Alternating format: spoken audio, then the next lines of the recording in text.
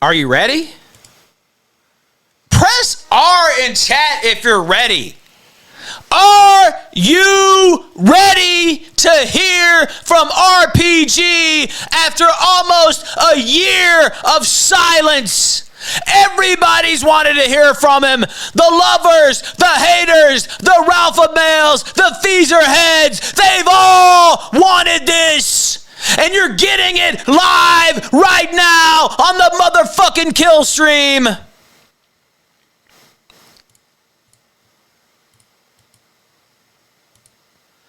RPG, welcome back to the show, sir. How you doing?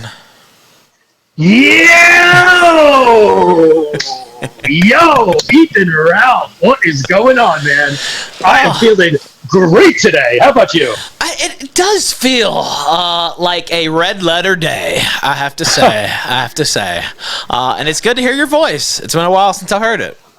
Yeah, man, it's been a while. It's been a really long time since I've done a stream, obviously, as you know, and it's kind of weird. I have to admit, it's a little bit weird, but trying to start things up again. So, what better way to start things back up by calling in to the Killstream? You and me both tag teaming Kino Shea, or as I call him, Pedo Gay, because he's a humongous faggot, and he's now permanently banned from Twitter, which is literally his entire life. There is literally nothing more important in the world, in the universe, to Pedo Gay than his Twitter, and now it is gone forever. And that gay op they're trying to run, you covered it earlier in the show, yes. That gay op, kiss all pedos with the shop.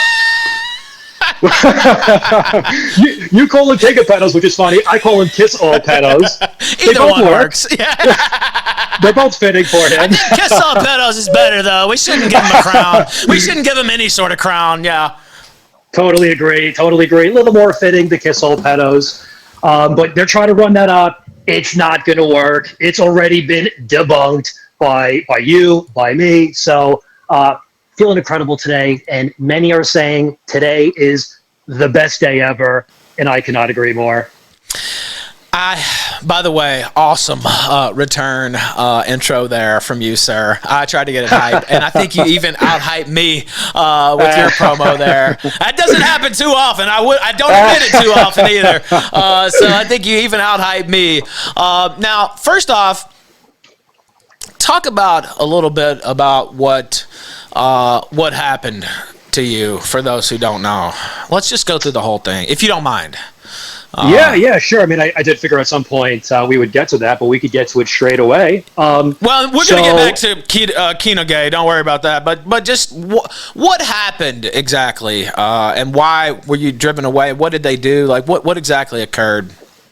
Yeah, sure. So it's a really, really long story if you really want to get into the nuance and the complexity of things. But we're not going to do that. We're trying to make this as simple as possible. So basically. What happened was Gabe Hoffman, and there's a lot more to the story. There's a lot. It's not just Gabe. There was a whole conspiracy. It was a whole op. We exposed it all. But to put things simply, as I said, Gabe Hoffman demanded the Kino Casino play a video of me, the Imagine RPG TV remix, which, by the way, has gone triple platinum, okay? So everybody is loving it. Legendary tune.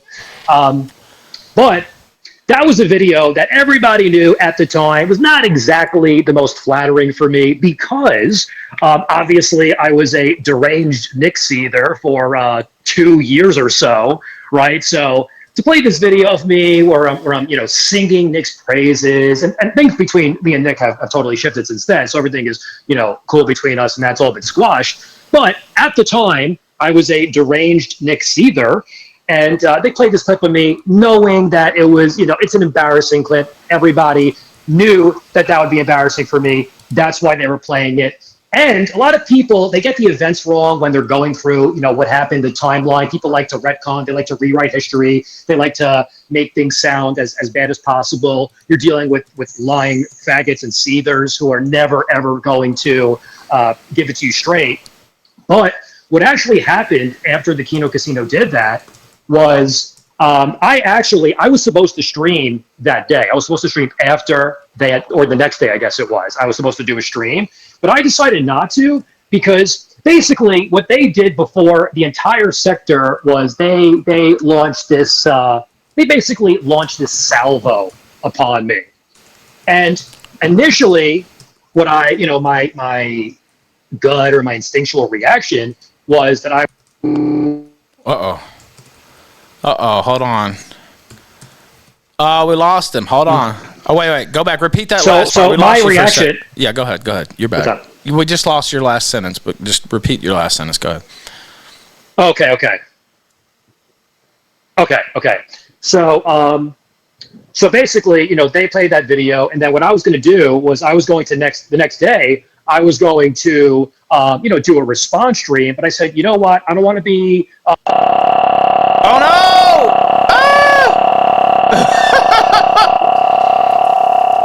We are getting some funny technical issues here. Hold on. Wait a minute. Hold on. Let me see. Wow. Are we trying to be DDoSed here? Let me see. Okay, now try to speak. Okay, unmute yourself again, RPG. We might just have to do Google Meets. Oh, fucking Telegram, you son of a bitch. Telegram, you son of a bitch! Okay, hold on a sec. Let's see. Okay, you have to unmute yourself again. Also, I'm just gonna... Yeah, it's not gonna work on Telegram. Telegram, what is that? That's crazy. It wouldn't be the Killstream without some technical issues. Okay. Let's see.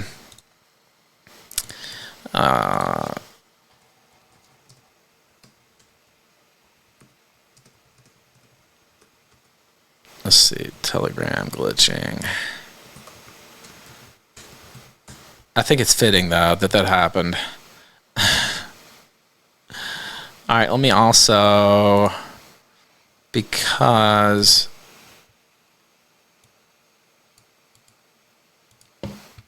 Let's see. It sucks because he was mid-narrative.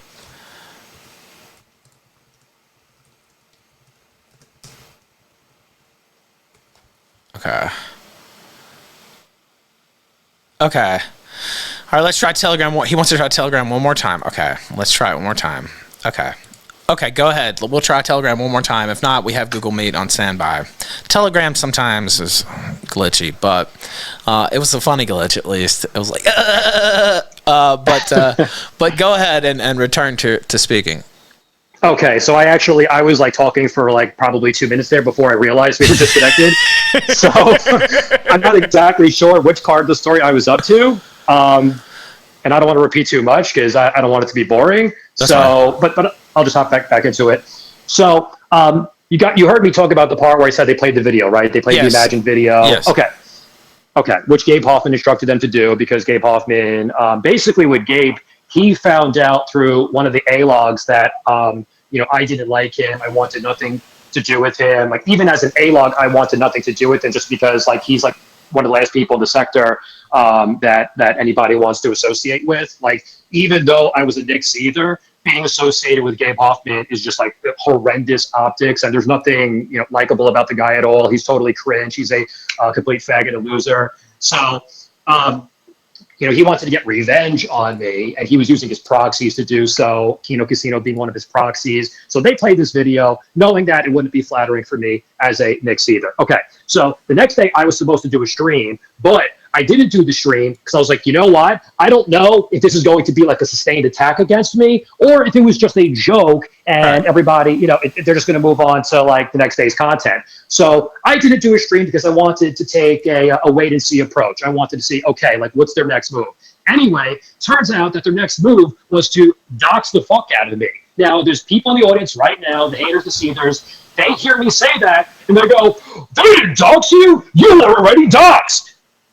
And it's like, okay, fuckos, I know that I was already doxxed, but still, if you are signal boosting someone's private information, if you're taking someone's private information that is less known and you're making it more known, that is called a dox. And that is exactly why when they say I doxed Adam Daly Porcelain. That was exactly why I did that, to make the point. I did that to make the point, because it's like, okay, well, if somebody has already been doxed and therefore can't be doxed, then I'm going to put his name out there. And then when I did that, all of the pearl clutchers, they all lost their, even to this day, they say, oh, RPG doxed Porcelain, even though, and then they come with every convoluted justification for why that was a dox, but what they did to me wasn't a dox. And look at the fallout from that stream that the Kino Casino did. I've been, not to sound like a baby, wow, but I've been dealing with constant harassment for the last year, and I haven't even done a stream. Now, don't get me wrong, I am engaging with it a little bit here and there on Twitter. That does happen. I'm not going to lie. But I've tried so many times to just move the fuck on, because I have a lot of things going on in my life right now that are so much more important than this fake and gay online bullshit. And it's like, no matter what I do, if I pay attention, I don't pay attention, I respond, I don't respond, it literally doesn't matter. They will always come up with some rationale for why it's okay to attack you. And then after like a prolonged, weeks-long attack, you respond once with one little word, and then they'll use that. And they'll see, he responded. And therefore, everything we did to him for the last month. So it's like, and Ralph, you know better than anybody how it goes with these people. Yes. And that's why actually, that's why after going through it myself, it actually gave me an entirely new perspective on you. Because, like, as you know, you and me used to not be the best of friends. That's true. We had a whole war, yeah. We did, but we came out of it on the other side. We reconciled. We respect each other now, and honestly, I think it's fucking awesome. Now, I know there's people out there who they want me to condemn you, and they want me to say, Ethan Ralph, you're a piece of shit, and you did this, and you did that. Now, look, here's the message that I have for those people. Is Ethan Ralph a perfect angel? No. But are you? Am I? Is anybody watching this stream, listening to the stream right now? Nobody's fucking perfect. If you put anybody under a microscope, you're going to find something. You're going to find something that you could criticize, that you can condemn. And so, I'm not going to do any of that for these people. These people are the scum of the earth. You know better than anybody what these people are capable of. These are not the good guys. They have no moral high ground. And looking back in retrospect at everything, you would say to me as one of the A-logs, you would say to Medicare, you would say, to all the Kiwi Farms types. Back then, I was a deranged seether. So when you would say stuff like everything is fair game, I would be like, how can Ethan Ralph say that? This is appalling. How could he do that? This is against the rules, right? Because there's these sets of rules that nobody. But they always have the rule book out and ready to go, and they say, oh well, according to the rules are fucking fake. And this is what a lot of people actually don't realize. So basically, it's like this like propaganda war going on, and the A-logs are pushing this propaganda, right? There's like these central accounts that do it. And what people don't realize is like it's literally no different from how the media, the mainstream media operates with Trump, where like you have Fox News and you have the New York Times and you have CNN. And what does CNN do when they're covering Trump? They lie, they deceive, they make shit up, they edit, they shop, they doctor. It's literally everything that Trump is up against. It's nonstop gay ops from people who are trying to take him down for personal reasons. So when you hear all these fake justifications, oh, he's anti-democratic, and oh, he's a fascist, none of this stuff is real. All these people are getting duped. They're being lied to. They're taking the bait. If you really, and by the way, I'm sorry if I'm like ranting here. No, keep going. It's been such a long time. No, I want you to keep going. Okay. So, so it's crazy to me because when I look and see what all these people, like their version of events and like what they say and oh, he did this and oh, he did, it's so disconnected from reality. It's like, it's shocking to me because I really, like, at the end of the day, what did I really do? What crimes do I stand accused of? They say that I overreacted. They say I overreacted to being doxxed. Yeah, and there's and this is why. Because look at what has come out of it. They say, oh, the Groypers doxed you first. Okay, the Groypers were my enemies at the time. They were my enemies at the time. You and me were enemies at the time. That's so right. Yes, at the time, was I upset? I was, of course. Who wouldn't be? But that's what happens. And I was doing fucked up shit too. You know, like one thing that I never got to say to you, and what I'm about to say, I don't want an apology. I don't want forgiveness because it should never be forgiven.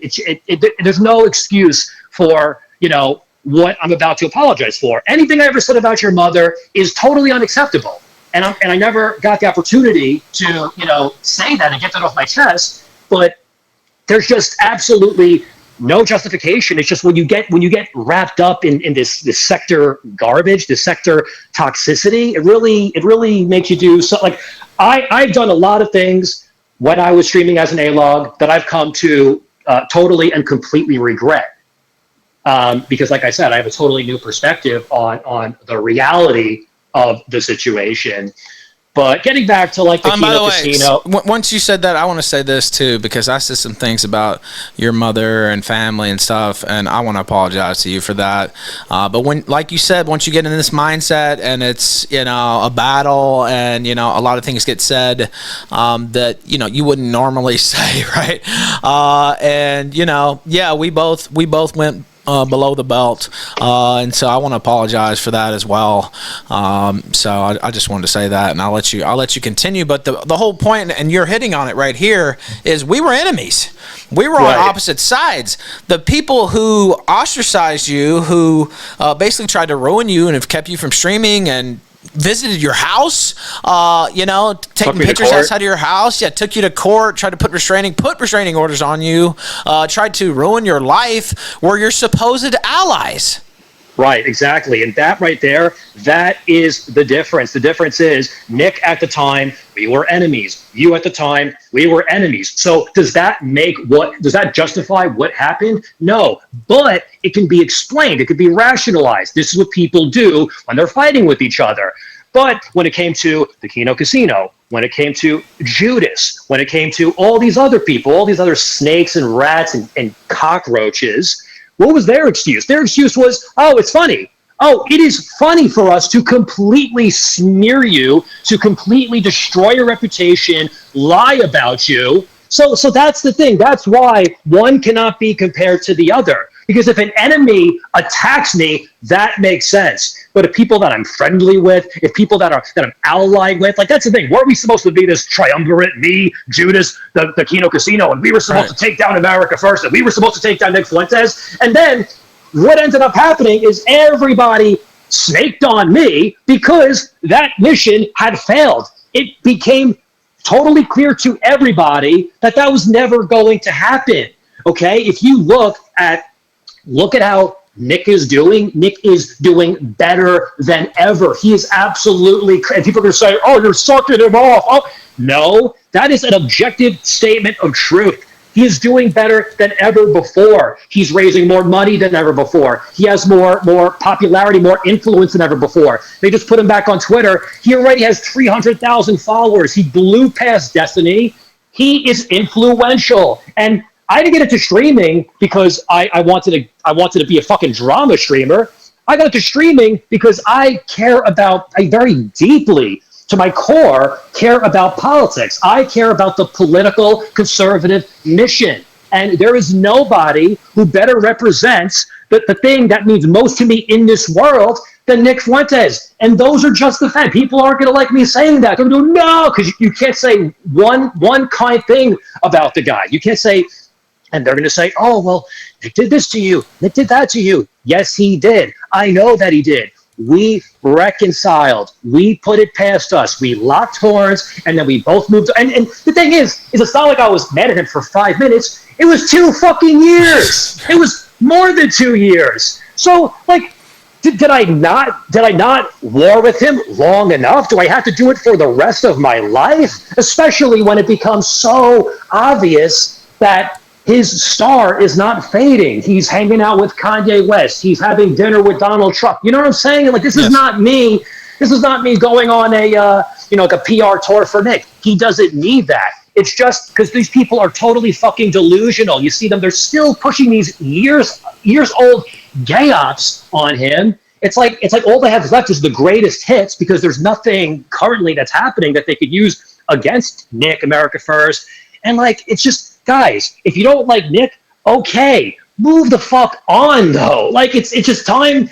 It's been years now. That was kind of the way I was starting to feel, because it got to a point for me with the stream where like Nick was obviously winning. Nick had obviously won. And then I had to, go out there. This was towards the end. This was not for a very long time, but towards the end, I had to go out there and put my game face on and like, because the thing is I typecast myself as a Nick A-log. Right. So now it's like no matter what Nick does, I have to come up with a way to tell my audience that, oh, Nick meeting Kanye West, here's why that's a bad thing. How fucking embarrassing is that? Like, I cringe when I think about the fact that I actually attempted, but the derangement had taken over my mind. And that's all Judas's stream is. That's all Judas does. Every night. Okay, every fucking night. Because he has to. Because he has nothing else. Because he is talentless. Because he is a pussy. Because he is a coward. Because he is a bitch. Because he is a snake. And Judas, by the way, for those, this is the first time you're hearing it,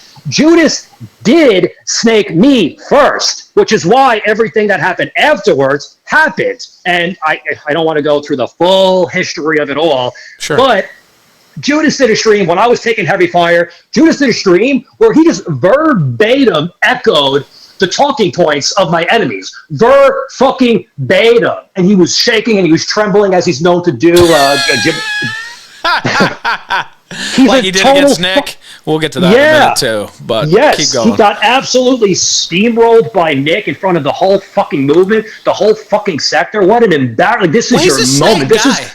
Well, you saw what happened, and I'll just jump in and let you continue, but I just want to tell a little bit of my side. Of course, I had my falling out with Nick last summer, and I went to war, and, I went to war hard.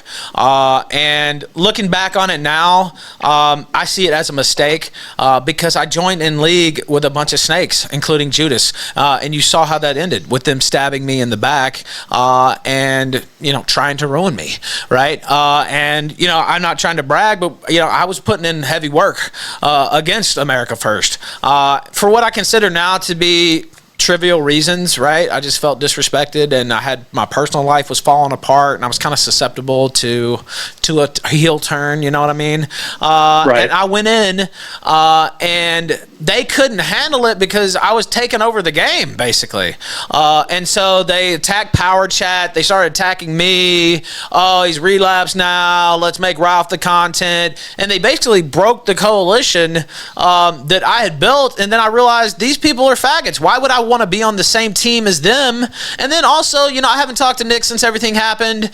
But, since Gaza especially, I don't feel any need to attack Nick Fuentes and make that my show. And, we align on more than we disagree, right? And exactly. And I don't have to do that. Like you said, that's not what I'm more talented than that. I don't have to be a professional Nick Seether.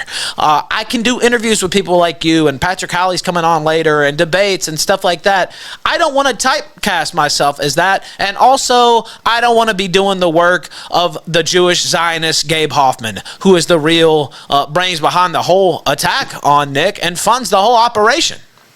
Yep, and all that stuff. So I don't have an exact date planned yet for when I'm going to do my comeback stream, but I've been working on the show notes for that for a few months now, and people are going to be quite surprised when they see, the thing is, when you talk about conspiracies, everybody, they roll their eyes and they go, oh, here we go, RPG with the tinfoil. Oh, people really don't understand how deep this goes. It would blow their mind to see and all these streamers of Judas acts like, oh, I'm just this Judas. I'm just this, he just acts like he's like this totally defenseless. Oh, I'm just here. Like the guy, you wouldn't believe how much of a fucking snake scumbag this guy is behind the scenes. You wouldn't believe who he's worked with on this eternally failed, bro. I know you're listening right now. You will never, ever, if you spend every second for the rest of your life trying to stop Nick, you will never, ever, ever achieve that mission. So at this point, it's a grip. He knows that it's a grift, but that's what his audience pays him to see. Just like my audience, that's what they would pay me to see. They wanted to tune into my stream, and they wanted that confirmation, reassurance. They wanted me to say, guys, Nick is losing. And by the way, because another thing I get accused of is, oh, you were just lying for 2 years. No, I wasn't. Now, there were certain things that I did lie about. For example, like the Mr. Krabs thing. That was probably the biggest one. Now, the reason why I chose to lie about that is because at the time when I was fighting with Nick, the Groypers America First, they were doing a lot of nasty things to me. They were spreading a lot of nasty lies about me. So, like that's the thing. That's how it goes. When two people are feuding, not both sides are completely 100% like people, and then people act like, "Oh my God, do you hear this? Oh my God, he said he lied." Yeah, they lied about me. They called me a Jewish Fed, and in response, I pushed the Mr. Krabs thing. Now, in my defense, I actually thought Mr. Krabs at first. I thought it was legit, and I even consulted somebody who I thought I could trust at the time, Nuke Telly, who goes by what's his name now, like Wu Kang Flu or something like that on X. He's deathly afraid of Groypers, by the way. Even on the other side, at first, I thought it was real because I was like, I don't know, this looks bad, and then of course it got debunked. We debunked it basically when I was on the other team. At first even I was like, I don't know, maybe there is something here. I was in your same camp. I mean, I think out of all of the ops ever pulled on Nick, I think that was the one that most people fell for because it looked like something, not even the porn part, but it looked like something that Nick, because he was doing at the time. He was doing screen records. Yes. There was the Kanye music. So credit, I mean, I don't want to say credit because I'm not trying to like compliment whoever did this, but out of all the ops that and this wasn't even an A-log actually who did that. It wasn't even an A-log. So it's funny because all the A-loggery, as Pete O'Shea, the now permanently banned faggot, once put it. He said, I think that he's what did he say? Something about being like an expert in A-loggery. No, it was what was the quote? It was it's all about the A-logging for him. It's not about the content. It's not about he's like the professional A-log or whatever. Like it's all about the A-log. Not anymore. No, he isn't. That's right. But yeah, that's psychotic. But I mean, honestly, like that's your life. No, the guy, it's funny because he's an absolute total loser. It's everything they say about me, everything they say about you, it's total projection. You're absolutely killing it. Me, not going to get into what I'm personally up to. I would love to, by the way. I would love to, but you can't because you know why I can't. Because anything good in your life, they'll try to ruin it. That's why you can't. And so I know. Yes. I know why you can't. And it's a shame. It's a shame too because when you're a streamer, when you're a content creator, like you want, part of the joy of being a streamer is sharing your life with your audience, like with the people out there who don't hate your fucking guts for no reason.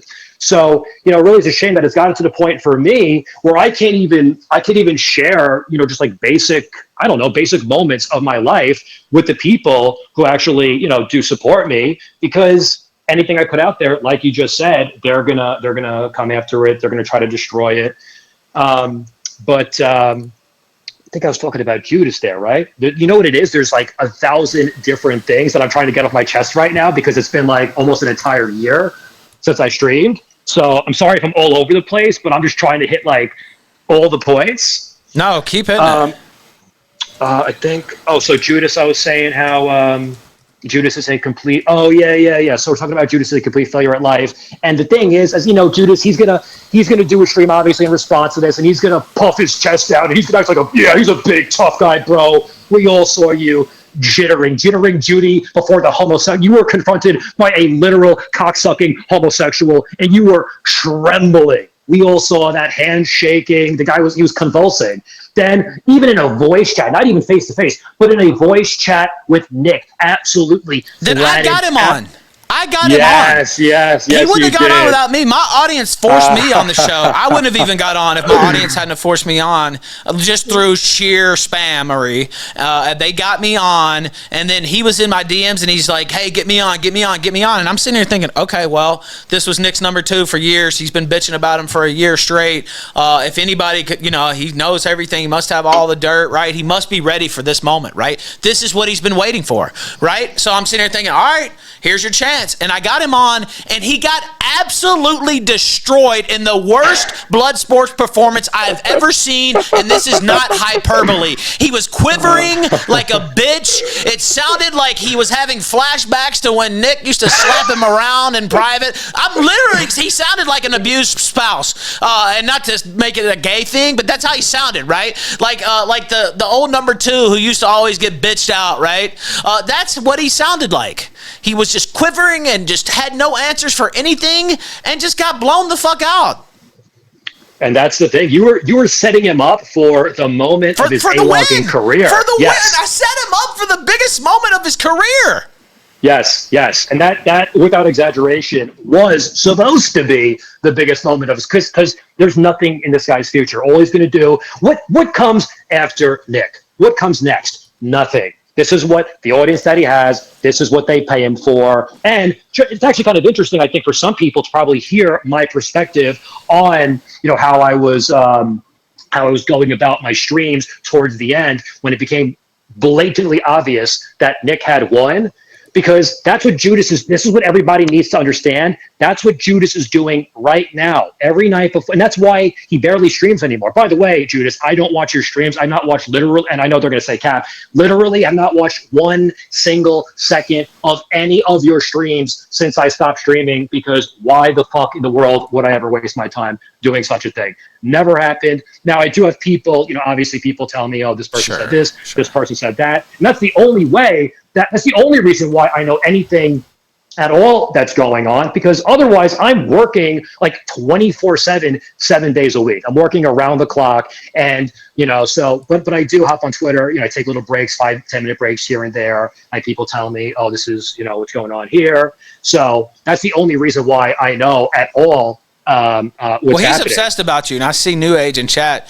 A friend of mine, he says Jaden mentions you almost every single stream to this day. And for people who don't know, we talked about your own allies snaking you and basically running you off and fucking with you in every way and sending people to your house and all this and that. For people who don't know, you were doing all the heavy lifting as far as going at America First and going through all these long streams and finding all these clips. And I was like the only one making clips. You were the content machine, is what you were, and they were too lazy to do any of that. You were basically the brains behind the operation. 100%. That is exactly the way it went down. Like, I was doing all the heavy lifting in the beginning. In the very beginning, I would go to Kiwi Farms for clips and information. But then it got to the point where Kiwi Farm, like the whole Nick forum, it became a ghost town, and they weren't posting anything anymore. So I was like, okay, well, if I can't get the clips from there anymore, then I guess I'm going to have to do the legwork myself. So then I started watching all the shows. I started making all the clips. A bunch of my clips were spread around, went viral. Judas, I don't think Judas has ever made a clip once in his life. Ashton Parks doesn't know how to operate OBS still. After like how many years of streaming, doesn't know how to operate OBS. Well, he can't walk either. So yeah, that's true. He can't even stand. So OBS, forget about that. That's obviously an impossibility for him. But it is true that I was the one doing all the heavy lifting, and I also think that was a big part of it, at least for Ashton Parks of the Kino Casino. I think that was a big part of it, is I think he saw like the recognition and attention that I was starting to get. He saw his absolute idol and hero, Medicare, in my chats. Medicare was super chatting me. So I think, Ashton Parks has burned every bridge he's ever established with anybody. The guy is just a total fucking vile scumbag. He can't maintain friendships with anybody. Everybody saw what he did to Surf. Everybody saw what he's done to everybody. It's actually, if Worski wasn't a total fucking moron, it would have already happened to him too. But, it will, by the way. It will, 100%, 100%. Well, the thing is, until he can find somebody else to press start on OBS, Tartsky is going to be, he's going to have some usefulness up until that moment. But, so with Kino Casino, or Ashton Parks specifically, I think. And he's the one who got the call, and Worski admitted this on air, and we played the clip, that Gabe Hoffman literally gave him the order to go after you. And we played the clip, and Worski's dumbass admitted it on air, and then Ashton's immediately trying to shut him up, but it was too late. And he admitted that Hoffman set them on you through Ashton Parks. He admitted that on air. Worski admitted that. Yes, that's a fact. You've exposed it. I've exposed it. We have the clip. It's absolutely irrefutable. Worski on tape admitting that the reason why they attacked me in the first place is because Gabe Hoffman told them to do so. This is not a made-up conspiracy theory. This is not me spurging out. That's actually what happened. And why do all these people, by the way, why do they all run cover for that? You know, once again, we were allies. We were this triumvirate. We were going to take down America first. Why is everybody in the sector okay with the fact that Kino Casino, they launched this attack on me totally unprovoked? Well, actually, so let's speak on that for a second, because the retcon that Ashton Parks came up with to justify everything they did to me in the subsequent months following that incident, Ashton Parks claimed the reason why they played that clip isn't because Gabe Hoffman told them to do so, even though we have it on tape that that's the reason why they did it. So this is bullshit. But he claims the reason why they did that to me was because I was attacking them, the Crybully says. He says that I was attacking them and I was making all these comments about them and I was criticizing them. This could not be further from the truth, and I'm embarrassed and ashamed to admit it because it's actually pathetic that I would ever defend such loathsome people. But here's the reality of how things went down. At the time, Kino Casino was declining massively from its former glory days. Because in the beginning, got to give them some credit, right? In the beginning, they did have some big shows. True. They did have some big episodes. They were getting views. They were getting big donations in the beginning, right? But then, after that early success, clearly it got to their heads. And from that point on, they were just on cruise control. And they were canceling show after show after show, right? They just kept canceling shows. They kept making excuses. You know, Worski would always say, "Oh, we're working on this big super show, guys. The reason why we're canceling tonight's show is because we're watching on this super episode. We're working on the super episode of the casino, and we're going to be doing the production for that." Those episodes never ever came. I think when they finally did do a special episode of the Kino Casino, it was Ashton and Worski shirtless getting drunk. That was the special. That was the special episode of Kino Casino that everybody was anticipating for months. And that was the reason why they had to cancel 20 shows in like a 2-month span, so that they could get drunk and eat pizza shirtless together. So their star was obviously declining.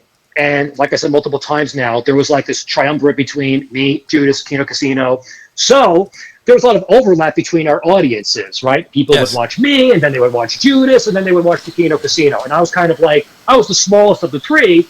So if Kino Casino was live, people would go watch them instead. That's just the way it works, right? Yes. So, but Kino Casino, they were canceling almost every show. They were canceling week after week, day after day. So what happened was people would often come into my chat, people that were regular viewers, but also viewers of their show, would come into my chat and they would voice their disappointment in the Kino Casino with me. And if you could find any of this footage, I doubt they'll put it out there because it exonerates me. But if you could find any of this footage, whenever I would respond to this, I would always take like this, give them the benefit of the doubt approach. Or I'd say, "Oh, well, guys, remember that? They said they're working on that special episode." And so I would always come, because that's what you're supposed to do when you are friendly with somebody, when you're allied with someone, right? Like, you don't say, yeah, they're really,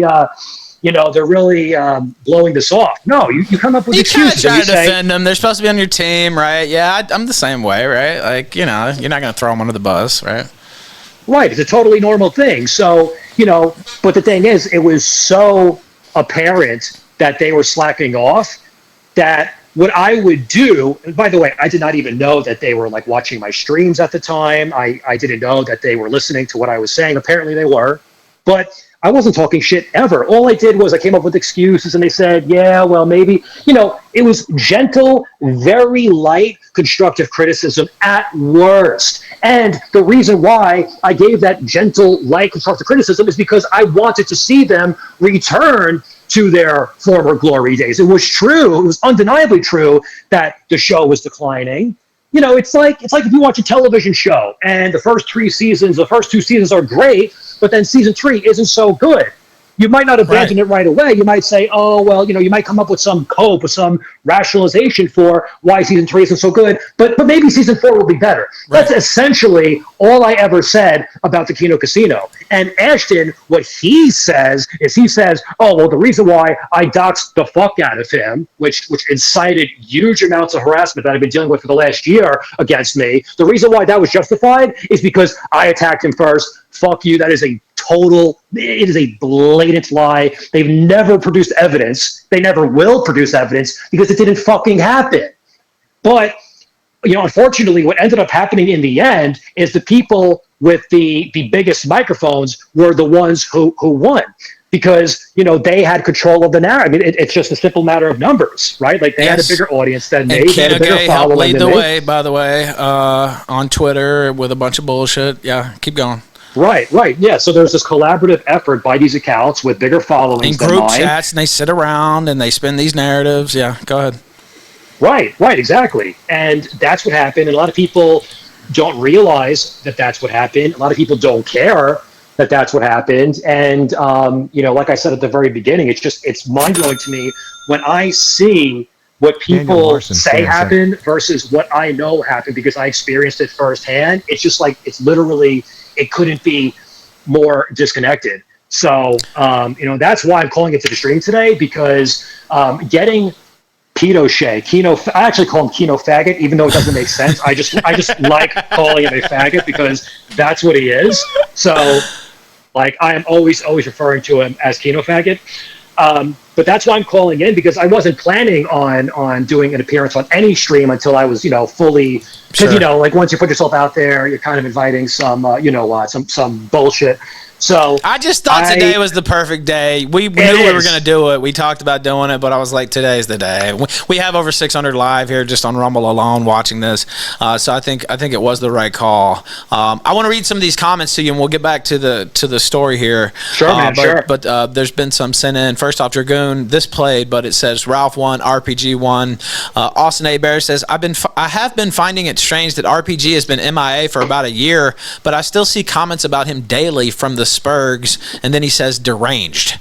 What do you think about that? Real quick. Go ahead. Yeah. Oh yeah, perfect. Yeah. So real quick, I actually would like to comment on that because it's a great point to bring up. The reason why they are now focusing all of their energy and attention on me is because they know they can't stop Nick, because that was the original objective, right? They were going to stop Nick. They were going to stop America First. But even, and they'll never admit this, they will never say this out loud or openly, but the reason why because the thing is for me, I don't have the following Nick does. I don't have the influence Nick does. So for them, I'm low-hanging fruit.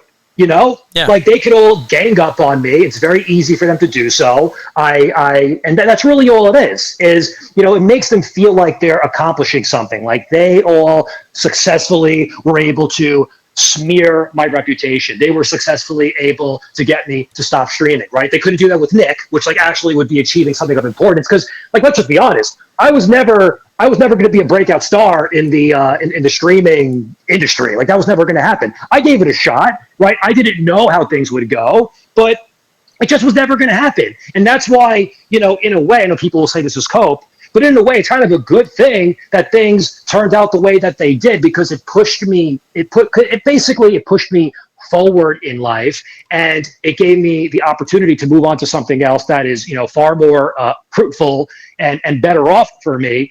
So, I gave it a shot, and it didn't work, and that's okay. I mean, most people who try to get into streaming, they fail. It's hard. Yes. It's a lot harder than people realize. And that's why actually I have a lot of respect for what you do, because like, honestly, you're very, very good and you're extremely talented.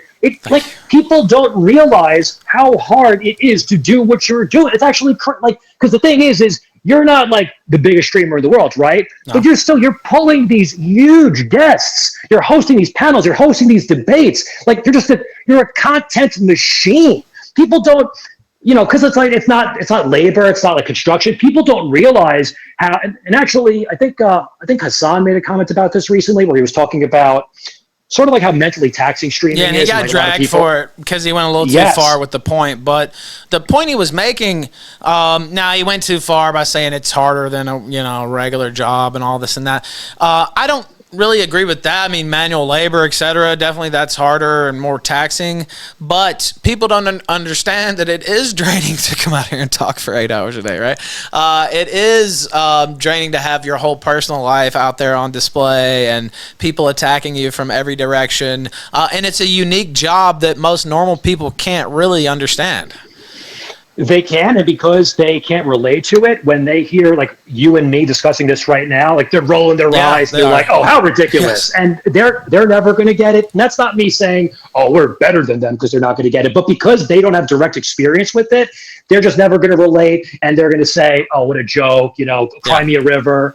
But the reality is that streaming is actually it's not physical labor, but there's a lot more that goes into it than people realize and meets the eye. And to do it day after day after day for hours on end, the way that you do it, like you're an absolute fucking machine. You're killing it. And that's honestly a big part of the reason why, honestly, you're another one they tried to stop and they've completely failed to do so, just like Nick. Yes, they tried to ruin me. I mean, it drives them fucking insane. Every way possible. I had a point I was going to make there, and I forgot because I just want to let you go off on it. But it is deranged. Austin Hebert was right. Daniel Larson Stan said, Rico, both PPP and Andy Worski and Keena Shea criminal enterprise. Basically was a conspiracy type deal, literally. Anonymous says, fat ass and the baby killer have scarcity mentality problems. I would agree with that as well. Definitely. And Daniel Larson. Real quick, can I comment on that? Sure. So the thing is the way I always viewed the situation between me, Judas, the Kino Casino, I thought, because the sector isn't very large, but at the same time, I think that there's enough to go around. Everybody can eat at the end of the day. There's enough of an audience out there. Like, it's not like that was the way I viewed it. I viewed it that we could all share and everybody would be fine. And I never viewed, either Judas or Kino Casino with animosity. There was never any envy there. It's not like, oh, they have more viewers than me and like that was upset. No, like I was a total team player. And so but the thing with Ashton is the complete opposite, where he's a deeply jealous, deeply envious person. And the guy, he's a real fucking mess. He's got a lot of problems. But at the same time, it's hard to feel bad for somebody who has a lot of problems when they do the things that he has done. So he'll get his. I don't even have to, I don't have to clap back. I don't have to do shit. He'll get his just the way that Pete O'Shea got his too. So all these people will. All these people will.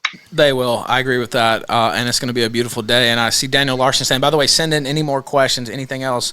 Daniel Larson said, Ted, thoughts on big tech? Complete and total faggot. Wife beater. Proven wife beater. I'm not going to say anything else. He's a total bitch. I think that was very succinct. I mean, the guy. Okay, I'm gonna say a little bit more. The guy, like, what? Fuck it. Fuck him. Not important. Fair enough, and that's kind of the stance I took because he thrives on any type of attention, and so that's why I ignore him myself. But now, so. Keena Shea himself, that's what got you to call in today. Yes. Getting him kicked off. What Twitter. A glorious day. What an absolutely glorious day. What was your initial reaction when you got the email that they took him out? Well, so real quick before I get to that, I would just kind of like to cover the way it went down. Okay, keep going. Yeah, keep going. Well, the way it went down with the Keena Shea band. So what happened was, yesterday I was in the middle of something and like I was just not online at all. But my phone lights up. I see Ethan Ralph in the DMs, and I'm like, it's Ethan Ralph. You gotta respond to that. So so I take a look, and by the way, this is not me snitching on you. This is me giving I want you to have credit for this. I want both of us to hold this trophy up high and claim this Shaq and as Kobe, ours. Baby. Yep, that's right.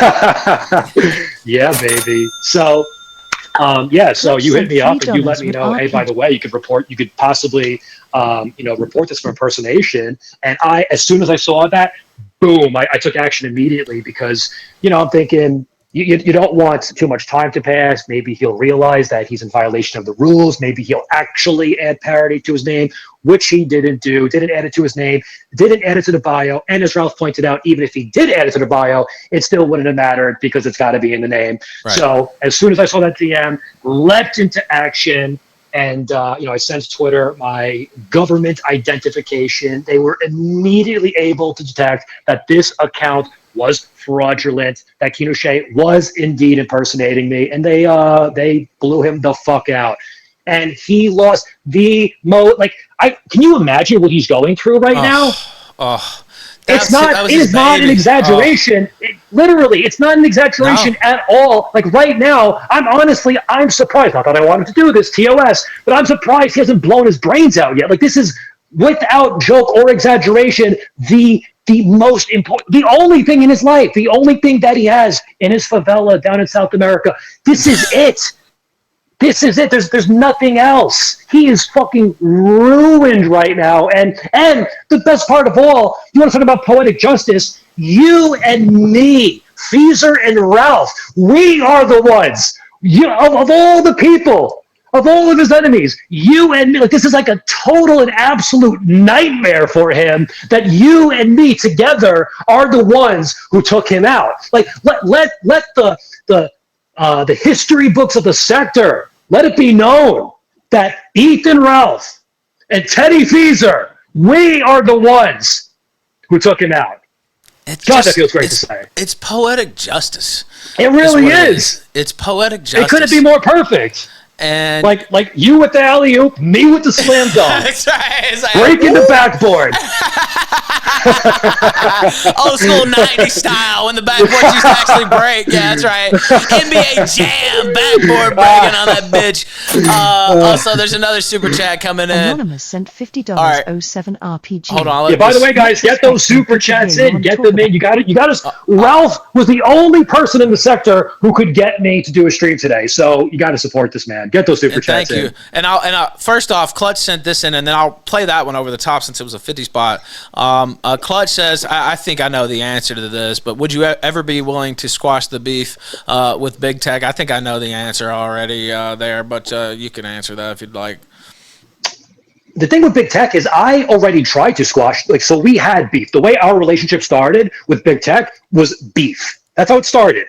Then we reconciled, or so I thought, but the guy is such a humongous dickhead and cocksucker that he decided to, gang up with the faggots. And, he was one of the many who dogpiled and bandwagoned against me. So the thing is it's like, fool me once, shame on you. Fool me twice, shame on me. I already got fooled once with him. I will not get fooled twice. And Mike Lowry, which is his real name, by the way, Mike Lowry can go fuck himself. Because there was the thing with him is we were cool. Like you and me, right? We had beef. We made amends. Things are cool with us. And I don't see that changing. With Big Tech Mike Lowry, things were cool. I thought we were good. And then all of a sudden, he, like everybody else, he decides to snake. He wanted to, he wanted to snake. He wanted to be a turncoat. He might be the biggest snake around, actually, because I made up with him twice. Up there. Maybe other than Judas. But, he is definitely up there because the same thing happened to me. I made up with him twice, and then when it's convenient or he feels like there's an opening, he just totally switches up, and that's why I would never make amends with him either, because he's a snake. He's a weird guy. He's, addicted to destroying, he has a pathological inclination to I think he likes the chaos. Yeah. So I think even if it results in the destruction of a relationship or a friendship, I think that he prefers the chaos to that I don't know, the stability of a friendship with somebody. I don't know, but that's the impression that I get. He's got some mental problems. I'll play this over the top and just wait 1 second because of 50 spot. Sure. And thank you for that, Anonymous. Anonymous sent $50 07 RPG. Much respect and good to hear you on talk about this on stream after all this time.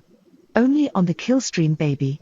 Godspeed. And I'll read it to you. He said, "07 RPG, much respect and good to hear you talk about all this on the stream. All about this on stream after all this time. Only on the Killstream, baby. Godspeed." And thank you for that. If you have any more questions, send those in. And I'm trying to think of some stuff that we might not have covered, but I wanted to talk about them actually sending that guy to your house and taking it to that level. And they did the same thing to me, by the way, which is one reason I moved to Mexico. They don't do that now. But they actually sent somebody to your house to fuck with you. Like, that was the level of fuckery they were on, and they played it on their show and celebrated it like it was some great thing, by the way. No, that's something else. That's a great point to touch on, because, one thing that they said a lot over the last year is, oh, it's just jokes. We're just laughing online. Ha ha, he he. Oh, RPG can't take a joke.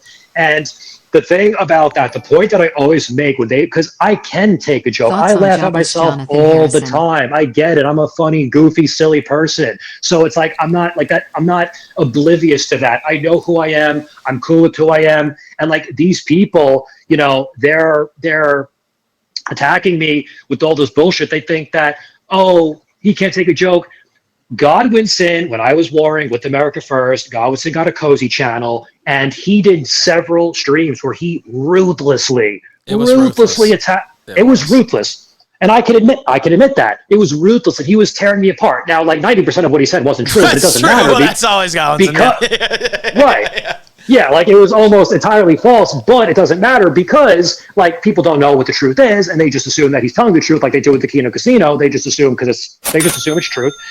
They don't know the other side of the story. Larson stands $5 on Rumble. But after that happened, at first I said absolutely nothing about it because I didn't want to, I didn't want to give it any attention at all, even though I was aware that had happened. But then, it became a thing. This was actually pushed by one of the A-logs. It became a thing where they wanted me to fight Godwinson. Like, it became this retarded meme where they were like, fight Godwinson. And then they were pretending that I was afraid to fight Godwinson, which I'm not. And I don't know where Godwinson stands on me, so I'm not going to talk shit. But I would not be afraid to fight Godwinson. It never had anything to do. It wasn't serious. That was never going to happen anyway. Yeah, right. Yeah. Right, so like, I was ignoring it because it was obviously never going to happen, and then they were like, "Oh, you're a pussy, you're afraid to go," because I was ignoring it, and they were pushing it a lot. So eventually, I responded on stream, and basically, what my response was to the Godwinson streams is I said that they were funny and that they genuinely made me laugh, and they did. Like, I actually did think it was funny because I can't really take Godwinson very seriously. The guy's a total clown to me, So, but to his credit, he actually is funny during his streams. Even when he was attacking me, there was shit he said where I was like, that's absurd. That's ridiculous. So, that was my response. Said the same thing about him. Now, he said some things about me since that I can't really get past, probably. But I've told him before, even when he was out talking shit about me, I would be sitting there laughing at some of this. Most of the stuff wouldn't even watch, but I would watch his stuff because it was actually funny, even though it was ridiculous and untrue. But he was doing it in a showman way, right? In a funny way, exactly. Performance. And so, yeah, I said the same thing about him myself. Exactly. It was comical. Like, it was comically absurd, the things that he was saying about me, to the point where even I found it funny. So the point in saying this is, Godwinson, he did 2 or 3 streams where he, dug into me real hard. And my response to that was that I thought it was funny, which I did think it was funny. Then, shortly, I don't know, a month or 2 later, the shit went down with the Kino Casino, and they were like, oh, you can't take a joke. You can't take a joke. Once again, the difference is Godwinson at the time was an enemy of mine. So for Godwinson to do a stream like that, it's like, well, that makes sense because the guy's an enemy of mine. So he's trying to tear down one of his enemies, and he was sweeping for Nick at the time. So that's why he did that. But Kino Casino, why did they do it? Judas, why did he do it? Big Tech Mike Lowry, why did he do it? Porcelain Adam Daly, why did, the list goes on. Why did all of these people, and I have a long list that I could go through, all these people, Let's go one by one. You know what it is I stopped the list there because I don't want to give most of them like recognition. That's fine. But I do want to ask about Porcelain specifically, and I will do that here in a second. But I want to read a couple more of these out. Corn Pop says, and can we hit the goal? That'll be 36 straight shows in a row if we hit the goal today. And by God, we're bringing the heat today. RPG making his long-awaited return. You don't know how many times people have asked me to get you on the show. I don't think I'd said it publicly, but we'd agreed that, I think you were going to do your comeback first, actually, and then come on my show. That was the original plan, yes, but that I was going to get the exclusive first interview or whatever. Yes. So it just worked out this way because Kino Gay got banned. And I said, "Hey, man, today's the day, right? Like this is." We had to do it. We had to do it today. Corn Pop, the bad dude, says, "Is there a video I can watch to catch up on the topic I'm behind?" I don't know of one specifically, but. And if you find any videos, bullshit, but go ahead. Yeah. well, basically what you're saying. If you find any videos on the topic, be warned, you're gonna get the Kino Casino version of events. So just be warned. Yeah, that's what I think as well. Daniel Larson Stan says, "You never know what will happen on the Killstream. You never do. You never do." So fucking true. Also, I got a super chat in from Killstream.live/tip, and he said, "Do you have any thoughts on jobless Jonathan Harrison, who is known as Cog? Do you have any thoughts on him?" Yeah, I'll comment on him quick. So the thing with Cog is I really never had too many thoughts about him. Like throughout my entire career, which sounds cringe to say, as an A-log, the guy was just never on my radar. He was never very relevant to me. I know that some people in my audience, very few, did actually watch his streams, but he just never seemed relevant enough to pay attention to. So I never really knew that much about him. But then what happened? Something happened, and then I called into his stream. Shit, I actually... Laughing $10. I hear the donation thing going on. Go ahead. Go ahead. I'll play it. Keep with your story, and I'll play it. Thank you, Waffens, and I'll ask that question. Go ahead. Okay, so I think this was... I'm kind of forgetting why. For some reason, I called into his stream. This might... I really can't remember. Maybe somebody in the chat can help me. But anyway, I called into his stream, and this was the first time we ever interacted with each other at all. And we had what I thought was a good and jovial conversation with one another. So from that point, I thought, okay, he seems all right. And then, 3 days later, he was on the bandwagon with all the faggots, and he was, spreading all the lies and smears. So I was just like, what the fuck is wrong with this guy? So it's another situation where you think you're cool with somebody, and then they just stab you in the back 5 seconds later because they're all fucking scumbags. And so I never really thought much about him. We had a conversation. I thought we were civil with one another, and then he just flipped 3 days later. That's the story there. Yeah, common story with him. I think you saw what I did to him over the last month or two, and you've been absolutely dragging him through the meat grinder. And I do have to say, when it comes to all that, I'm not super closely paying attention to it, but I do see it in the timeline. Obviously, I have seen those ghastly images of his wife, and I have to say, fuck you, Cog. You wanted to join the bandwagon. All of these people, man, when they get their just desserts, I am lapping it up.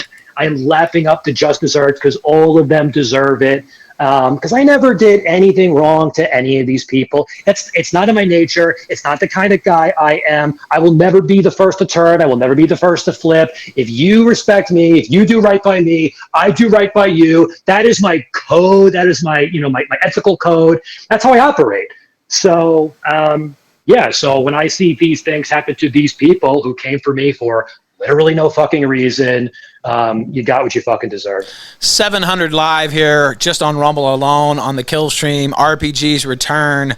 Let me ask you about Porcelain. Also, Waffen sent in a Korean street food video. I may put that on in the background, but I can't play the sound, Waffens, because this is a big exclusive. It'd be kind of weird to have it on in the background, but maybe I will. Maybe I will do that. And thank you, Waffens. Good to see you. What are your thoughts on Porcelain? Yes. Dixie Sure. And how did that even start? So this was the second stream that the Kino Casino did attacking me. This was the day when they started to name dox me. And basically, they were like encouraging everybody in their chat to, also spam my name docs, and they were having the time of their lives, just spamming the fuck out of my name, making sure it was as public and known as possible.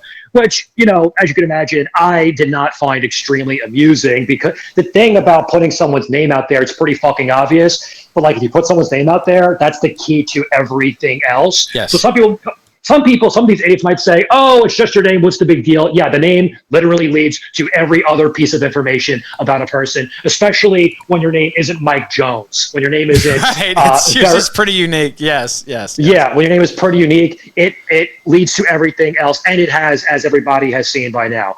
So that's the reason why I, quote-unquote, overreacted. But anyway, so I did not watch that stream live. I don't know, maybe I watched some of the replay.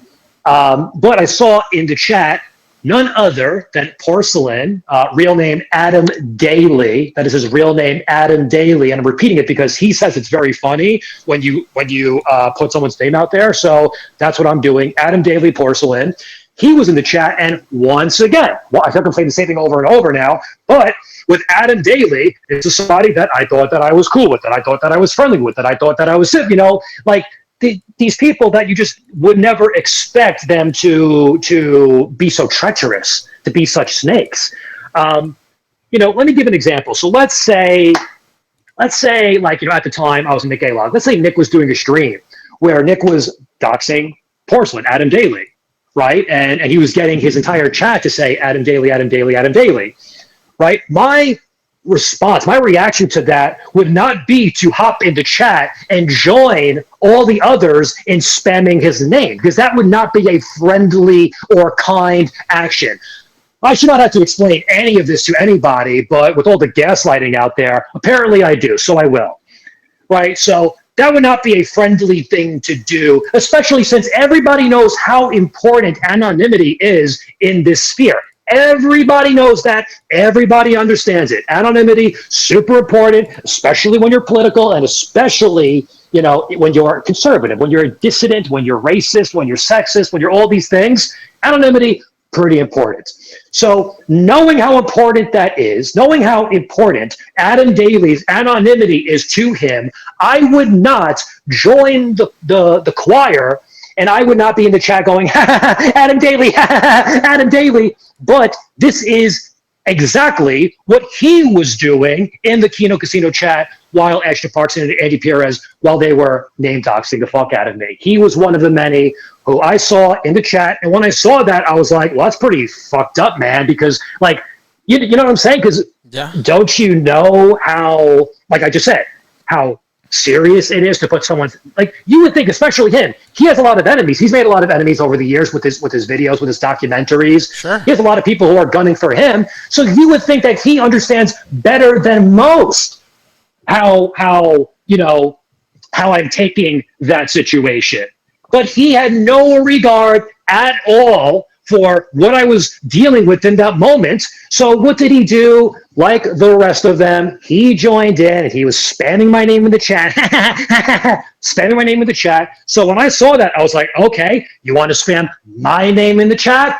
I DM'd him and I went berserk on him. He thinks that's like an own, that I fucking went berserk on him. I read that shit on stream. I wasn't embarrassed. I didn't try to hide it. I went nuclear on him, and I don't know if I could find the transcript. I'll read it again. Like I don't give two shit, because the thing is with the sectorites, if you get upset, they go, oh, you got upset. Oh, you got upset. And we're just laughing. But they're not just laughing. And we saw that today on Kiwi Farms with Kissel Pedos. Did Kissel Pedos sound like he was laughing on Kiwi Farms today? It sounded like tears were running down his face while he was typing, dripping down onto the keyboard because his daddy Kino Gay got banned off Twitter. Oh, and they want us all doxxed, and they want us all run off the internet. You got correct. Right. Yes, that's exactly what I want. I want you all doxxed and run out into the street, and I want worse than that, if you want to know the truth, because that's what you tried to do to me. You tried to ruin my life, you tried to ruin Ted's life, and all you motherfuckers deserve the same exact fucking treatment.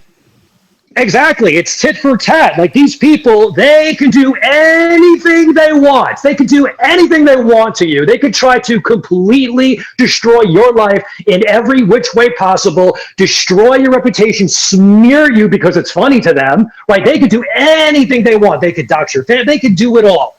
But then if you do exactly back to them what they did to you first, they did it first. Like, why am I doing these things? Why are you doing these things? They did it first. So, okay, if you're going to do that to me, then I'm going to do it back to you. And I don't want to hear no, you can't do that to us. Only we can do that to you. It says right here in the rules we made up. Fuck you. Fuck your rules. We don't play by the rules. That's why they hate us. That is the reason why they hate us, is because we don't bend the knee. We don't submit. We don't surrender. We don't apologize. I'll apologize if I got something wrong. I will apologize. I will 100% own anything that I got wrong. But throughout all of this, what did I do wrong? Absolutely fucking nothing. And getting back to Pisselin, Porcelain Adam Daly, so he was in the chat spamming my name, and it's like, bro, seriously? Like, really? Like, that's fucked up. You understand that's fucked up, right? And then he tried to do this, he tried to be sly about it. He tried to be, aloof, the Medicare bullshit. Oh, I don't see what whatever the fuck he said. He just totally went mask off, and he was like, oh, you're making a big deal out of this, blah, blah, blah. So I was like, oh, I'm making a big deal out of this? Is that so? Okay. Well, since you don't consider this doxing, now it's time to take your fucking medicine. So what I did was I did a little bit of digging on my own, and it didn't take very long before I came across his legal name, which is Adam Daly. And by the way, I think we have even more than that, but I'm saving that for a rainy day. Just putting that out there. I think we have it all, but we're saving that for later. There's going to be a lot of rain this summer, Ted. Just to let That's you know. what I'm hearing. Yeah, there's going to be a lot of rain. But continue on with your. Normally not looking forward to rain, but in this case, very much looking forward to the storm.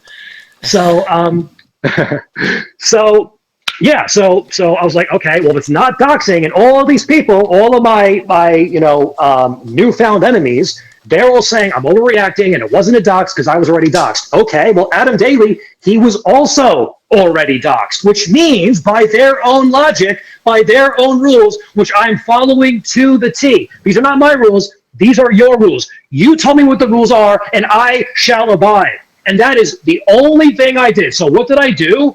I found his name and I put it out there and I said, ha ha, isn't that funny? Because you guys said it was funny when you did it to me. So I did it back. Hey guys, why aren't you laughing? And all of a sudden, everyone is going, oh my God, all the people that had just, put everything possible out there on me, their reaction to this was, oh, you doxed him. RPG is a doxer. He's doxing. And it's like, okay, so these people are just, they're just, like, this is how they operate, and this is what people need to understand, is everything they accuse you of, not only are they guilty of it, they did it first. They wrote the rules. They wrote the rules that they don't follow. Yes. So when people see our response to provocation, they need to understand, why are we doing these things? Why are we responding? We are responding in kind. That's right. We are responding in kind. And those are the rules that I play by. If you're going to do something to me, you have now given me full justification and full permission to do it exactly back to you.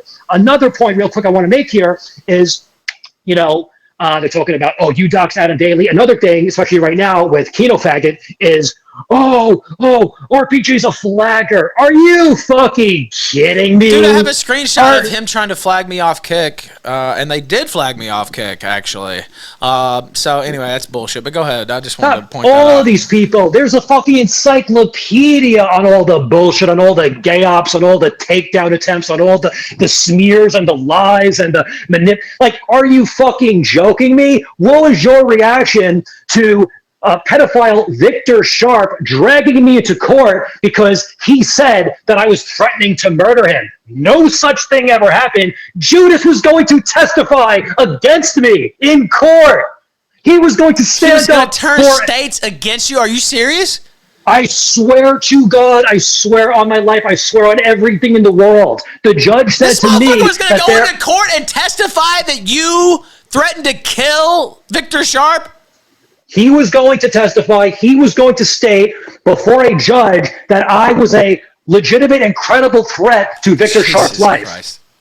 He was on a Zoom call, and they were going to bring him in if it went to trial. It didn't go to trial because I was able to negotiate it down to a no contact order. And at that point, I was like, okay, a no contact order for 6 months. I don't want to fucking contact this guy. I wasn't contacting this guy. I don't want to contact. I want nothing to do with him.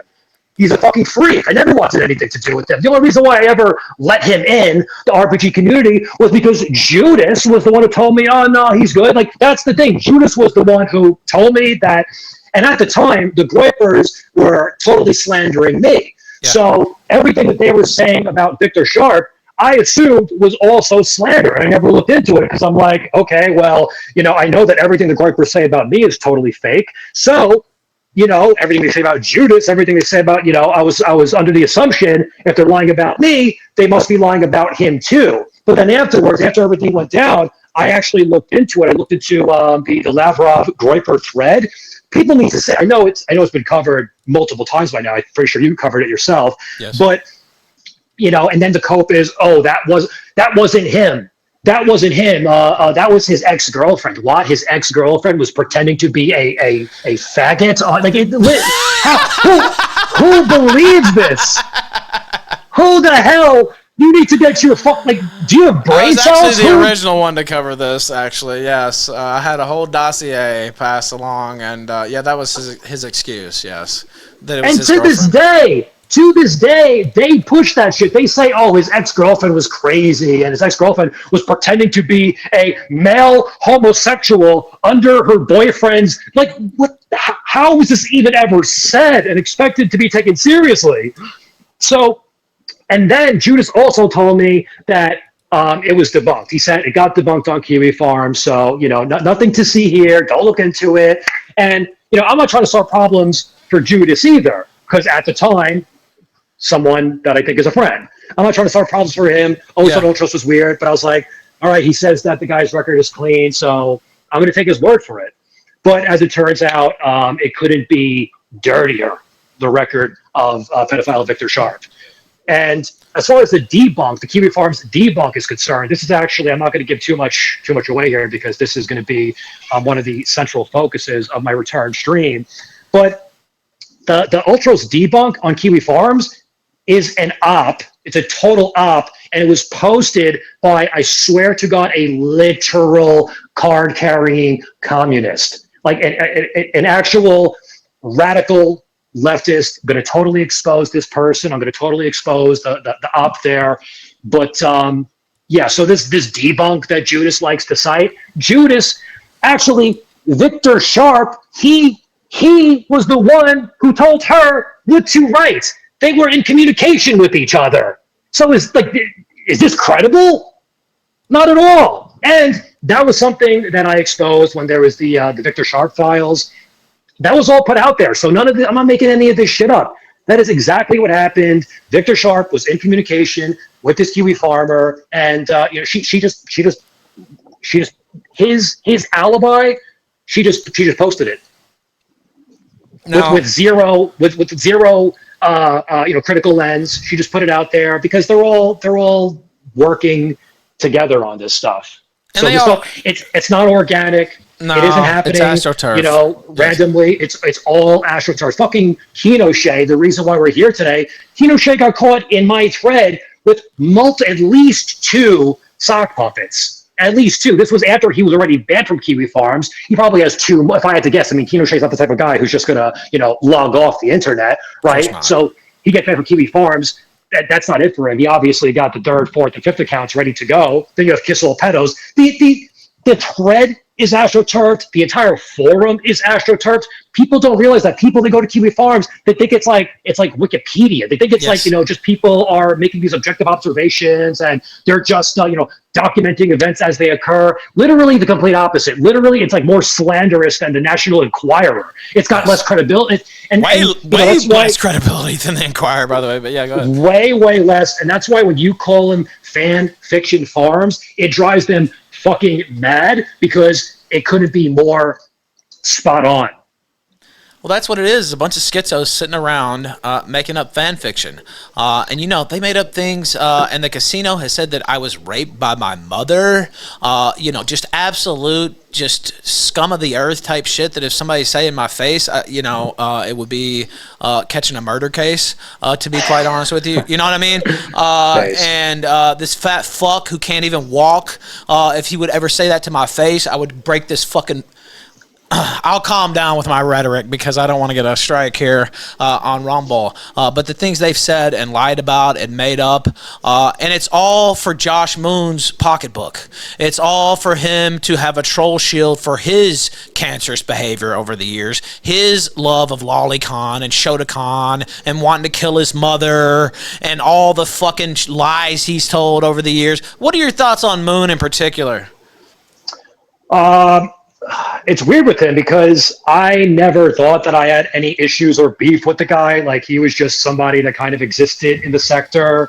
I know he has a stream. I tried watching the stream a few times. I would literally rather watch grass grow. That'd be far more invigorating. I don't understand how anybody watches that stream. Like, it's boring as fuck. I think the guy's got no talent at all, at least when it comes to streaming. Zero talent, zero charisma, zero personality. His voice is cracking every 3 seconds. He sounds like a total. Maybe I shouldn't go too hard on him because then he's going to sick the personal army on me. But he already has. Well, people's voice who breaks like that were usually molested as a child. There's definitely something wrong with him. I've seen pictures from him in the past. The guy looks like he looks like he has serious mental issues. Everyone he goes after, it seems to be projection, right? Like, I don't know. Look, obviously, some of the people that Kiwi Farms goes after, someone like Keffels, like there are some people, Chris Chan, there are certain people that are like legitimately, I don't know, evil. They're legitimately, you know what it is? More often than not, these people are disturbed. Mentally ill. Yeah, I was about to say, they're usually mentally ill, right? Yeah, so it's like if you're getting off, like, don't get me wrong, Keffels, I don't have one good thing to say about Keffels, obviously. Like, Keffels is a mortal enemy of mine, I'm sure, So this is not like a defense of Keffels, but if you're somebody who you're so fixated and obsessed with, like, targeting these people who are blatantly mentally ill, like, this is not a defense of Keffels, once again. But, like, if you're getting off on that, and it does appear to me that he is getting off, and, it's all done under the guise of, like, oh, I'm against, I'm against whatever, they say, like, oh, it's because of this, or it's because of that. They claim it's because, oh, it's the, I don't want to say these things because I know they're going to take it out of context. So I'm trying to tread carefully here. Sure. But basically they come up with this this explanation for why they target these people that sounds nice. It sounds good, but, like, there's something else going on there. I don't care what anybody says. There's something else going on there. This is someone who is deeply disturbed. This is someone who is deeply unhappy. The guy wants QB Farms. At the same time, he doesn't know any of the lore on anybody, or like he pretends not to. I honestly, I don't know if he's just such a dishonest. If he's doing it on purpose, or if he really just has, like, some kind of mental disorder where he just misremembers things. I go back and forth between whether he's lying on purpose or he's just dumb or can't keep up, or I don't know. It's weird.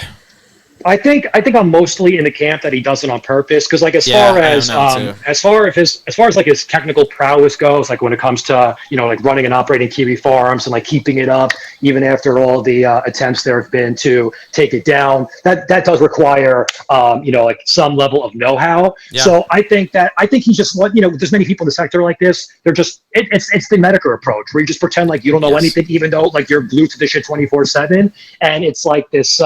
It's like this culpable deniability, a shtick they do, where it's like, oh, geez, I don't know anything that's going on. I called them out on X. I forgot exactly how this exchange went down, but I called them out because of like all the shit that had been posted about me on Kiwi Farms. Like, I used to think originally that there was some type of code as to who they go after. Like, I thought it was people who are, like, genuinely doing things that are very, very, like, someone that needs to be exposed because they're, like, raping children or because they're killing animals. That was kind of like how That's what I was told. Kiwi Farms, like there was like some moral code, and they're just targeting like the bad guys, right? So, but then, eventually they started posting all of this shit about me, just all like I was getting completely doxxed, even though I had never committed any crime.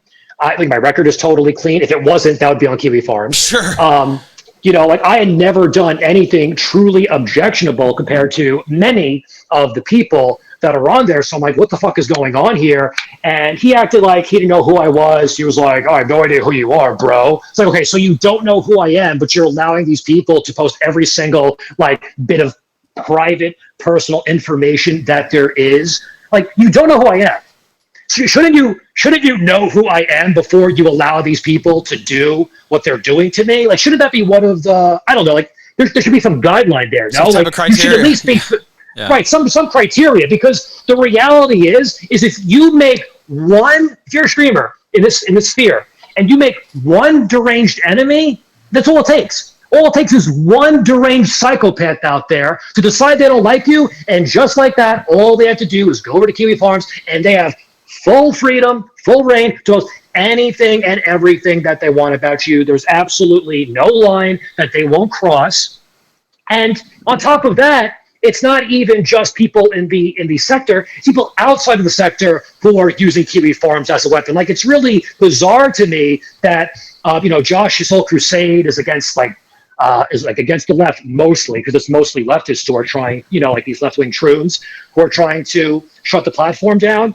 But at the same time, the site is totally infiltrated by these exact types. By these types who know they can go on Kiwi Farms and they can dox the fuck out of anybody who they consider racist or anti-Semitic or whatever it is. And the proof for that is the OP of my own thread. She's a communist. She's a literal, like, people are going to think I'm exaggerating when I say that. Literally, I have smoking gun video evidence. This person is a card-carrying communist, anti-white, anti-racist, Zionist, all of it. Well, maybe not Zionist, but all of it. Like, this person is diametrically opposed to me politically in every way possible, and this is who you're allowing to post all this information under the guise that, or with the excuse that, oh, we're doing it for comedic purposes. Really?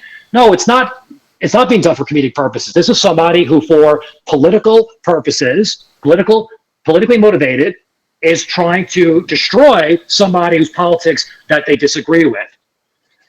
And that's the story. That's really what that's all about. It's mostly leftists trying to tear down right-wing streamers, and there's a lot of many different examples of that. Or, oh, he's mean to women. There's a lot of feminists on there too, and trannies too, of course. But and oh, Ralph is so mean to women, and and he doesn't like them. If anything, I like women too much. If you want to know the truth, it's gotten me in a lot of problems. But yeah, there's a ton of that going on. Now, you mentioned Medicare several times during this. So I would be remiss in not doing my job as an interviewer if I didn't get your thoughts on Medicare. Yeah, sure. So just to cap things off with Josh. Well, yeah, cap that off first, and then we'll, yeah.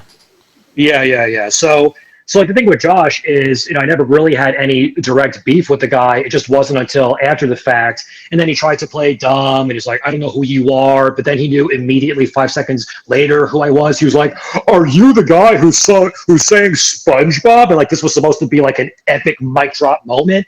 Do people think that's an embarrassing clip for me, the best they ever clip? It was a fucking playful thing that I did. Like, that was a fun, silly, goofy thing that I did on stream. Something bad happened to Nick, and then I played Best Day Ever, right, yeah.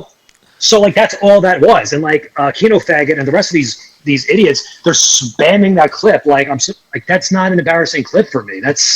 It was just a silly thing that I did. But anyway, yeah, so, like, the thing with Josh is I really never had any issue with the guy. He was just, like, I don't know, just one of the people in the sector. Thought the streams were boring as fuck. But, I saw another thing that happens a lot, too, is you see what other people are saying about a person. And, like, even if you don't see it yourself, because you don't know, you kind of just go along with it. So, like, a lot of people in my audience, because I was an A-log, they were like, oh, Josh Moon is so great. So I was like, all right, well, people seem to like him. So I guess, that it is what it is. But I don't know. It just seems to be somebody who has like really, really deep rooted anger. Like he like hates his mother or something, and like he's using QA forums as like a way of like unleashing his rage on the world. Like it's this really weird thing that's going on with him. And I know they're going to take this and they're going to splice it up and they're going to make him an enemy of mine now. And I don't fucking care because they did it all. They already did it all. So it's like, okay, you did everything. You put it all out there. There's nothing left. I mean, there's one thing left, I guess, but hopefully it doesn't get to that point. And if they want to, ever try something like that, I'm more than prepared to defend myself. I understand what you mean. I understand exactly what you mean there, by the way. Also, hit like right now if you're watching this stream. Hit like, send in any comments or questions. I'm going to move it to Medicare. Yes. What are your thoughts there? So the thing with Medicare is, it's like the fourth or fifth time I'm going to say the same exact thing. So the thing with Medicare, I was in Nick game. I can say the same things.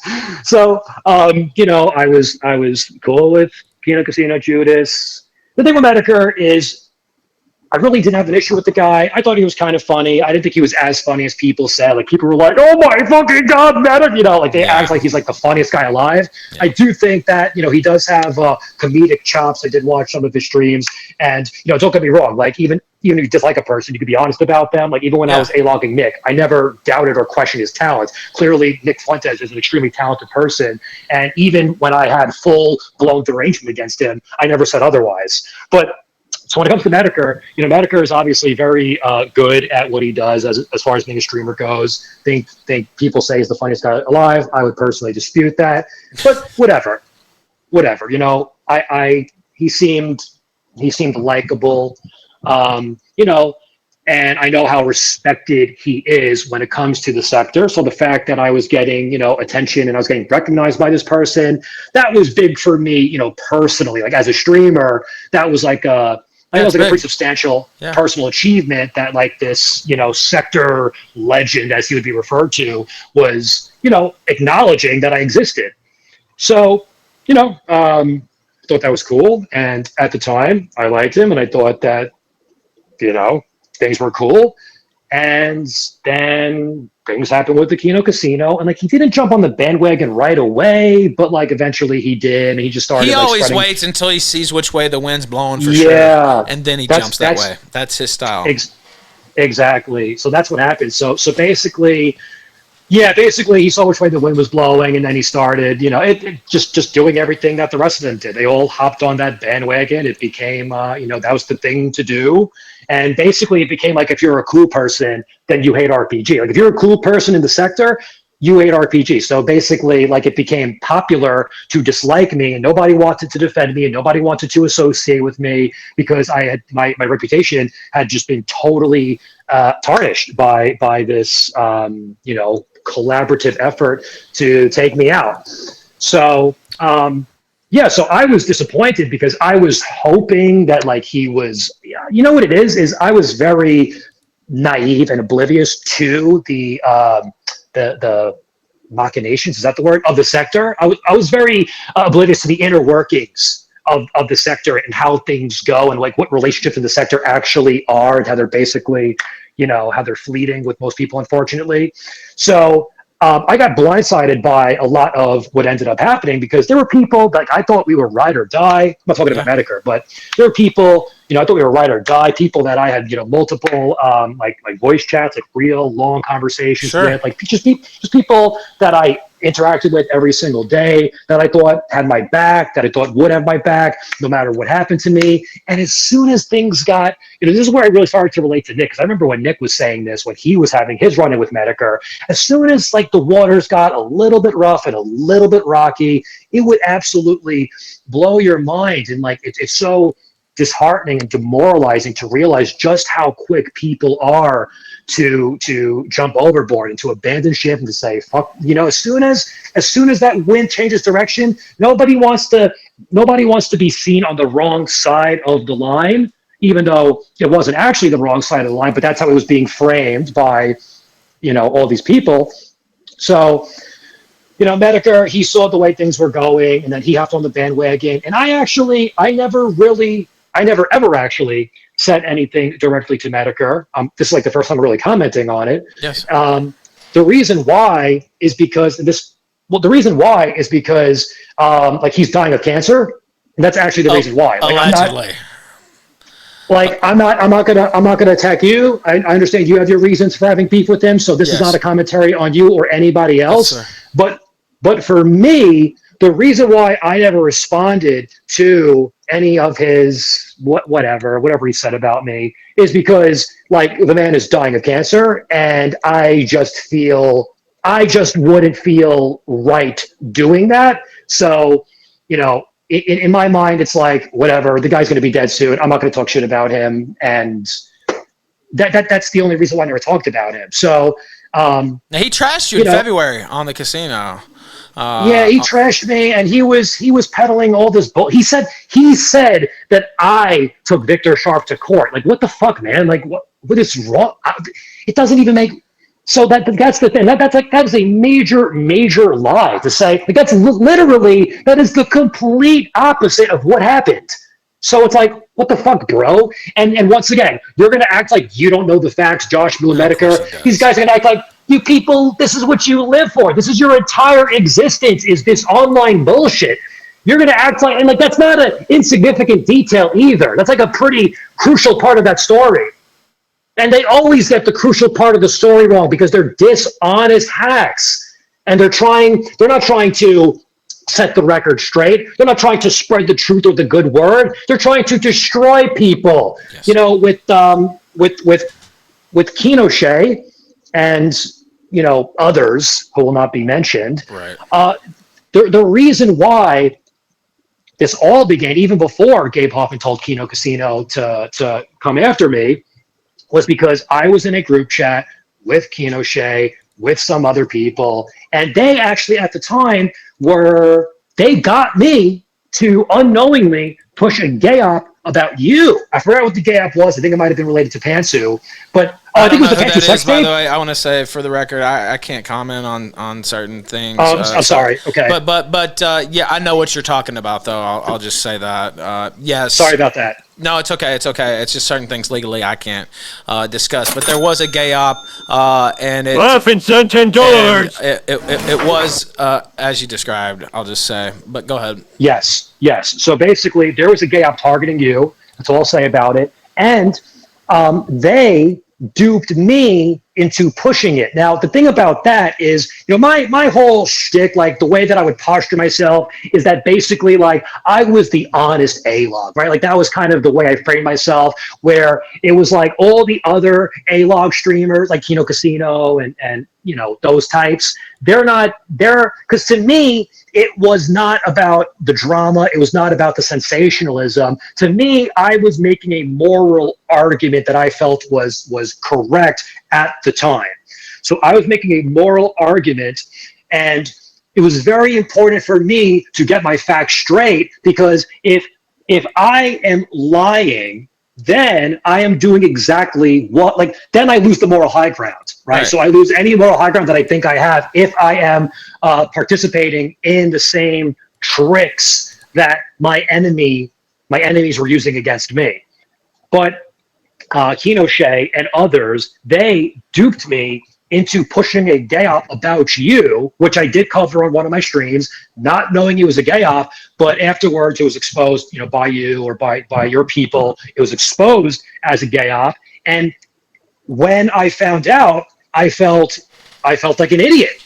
I felt like I had been swindled, and I had been swindled. So in this group chat, I confronted Kinoche and these people, and I called them out because I was pissed off, because now I look like a fucking idiot, because you guys, for your entertainment, you tricked me, damaging my credibility, damaging my reputation as the, you know, honest A-log, right? So now my credibility is taking a hit because you guys wanted to, like, basically they were having entertainment at my expense, and I didn't think that was very funny. So, I went off on them and I called them faggots and I told them off. And that was really the first domino in what would eventually lead to the Kino Casino coming after me. But that was like, if you really want to go back to the beginning, that was what, I guess, motivated certain individuals to like dedicate their lives to destroying my reputation. And that's when that's basically when all like these all this like anti-RPG propaganda started getting pumped out by certain accounts, and people didn't realize what was going on. So that's basically how things started there. Yeah, and and it was basically done just for a content drought, right? To fuck with you, to make you content, and you were the main guy on their whole team, really doing all the work. And it was just dirty to the core, honestly. Oh, and this is something I wanted to hit. So before we made up, and I was actually doing this to fuck with you, if I'm being honest, but I saw you're catching a lot of heat, and I think they'd already started fucking with you, the Kino Casino, at this time. And I put out a tweet, and I said, you know what, we've had a lot of beef, and we got each other blocked, but let's just make peace, right? Let's make peace. We'll just agree to drop everything and just go back to not talking about each other, and let's move on. And now I was doing that to throw a grenade in you guys' camp, actually. But I mean, I would have been serious about it if you would have accepted it. But I did it not even thinking you would consider it, really. And to just kind of, throw a little match into the fire there, right? Throw a little gas on the fire. And you're in these group chats and you're like, yeah, well, maybe I should consider that. I'm kind of tired of fighting with Ralph for, a year and a half, 2 years, and it has been really nasty. And I am thinking about taking him up on his offer. And Jaden loses his mind. All these people lose his mind. Anton, all these people are like, no, how can you make peace with Ralph? And, what are you thinking? Like, this guy's the scum of the earth. He's so evil. Like, how could you even consider doing this? And then that was kind of the start of partially the start of Jaden and some of his crew turning on you, right? For you even considering that offer. And then when I had my falling out with Nick and started all that stuff, they were the first ones in line to kiss my ass and accept that same offer. Yep. And when they did it, it was like far more shameless. Yes. So I'm glad you brought that up, because I would like to actually discuss that. So what happened there was, you made that offer, and at the time, like, I'm just, putting all the cards on the table here. At the time, I mean, as you saw, even in the DMs, because they were leaked by Victor Sharp, by Jaden, they both together leaked those DMs. They were apparently recording the mod chat, which goes to show, by the way, that their intentions were not exactly the most forthright. Yeah. Now, people in response to that will say, oh, RPG, didn't you leak their DMs? I didn't screenshot. I did not save a copy of those conversations until after I realized that they had flipped. As soon as it clicked in my mind, oh shit, these guys are these are not friendlies anymore. As soon as they did that, that was the moment when I saved both of those chats. So people think, oh, why did RPG save those chats? Clearly he was going to do this all along. No, that's not what happened, actually. Actually, what happened was I found out that Victor Sharp was conspiring behind my back, telling my supporters, just making up outright lies, saying, oh, RPG called you this, RPG called you that. So he was trying to turn people against me because I was considering accepting your peace deal. I was considering accepting a truce. You and me at that time, we weren't even actively combating anything. No, not really.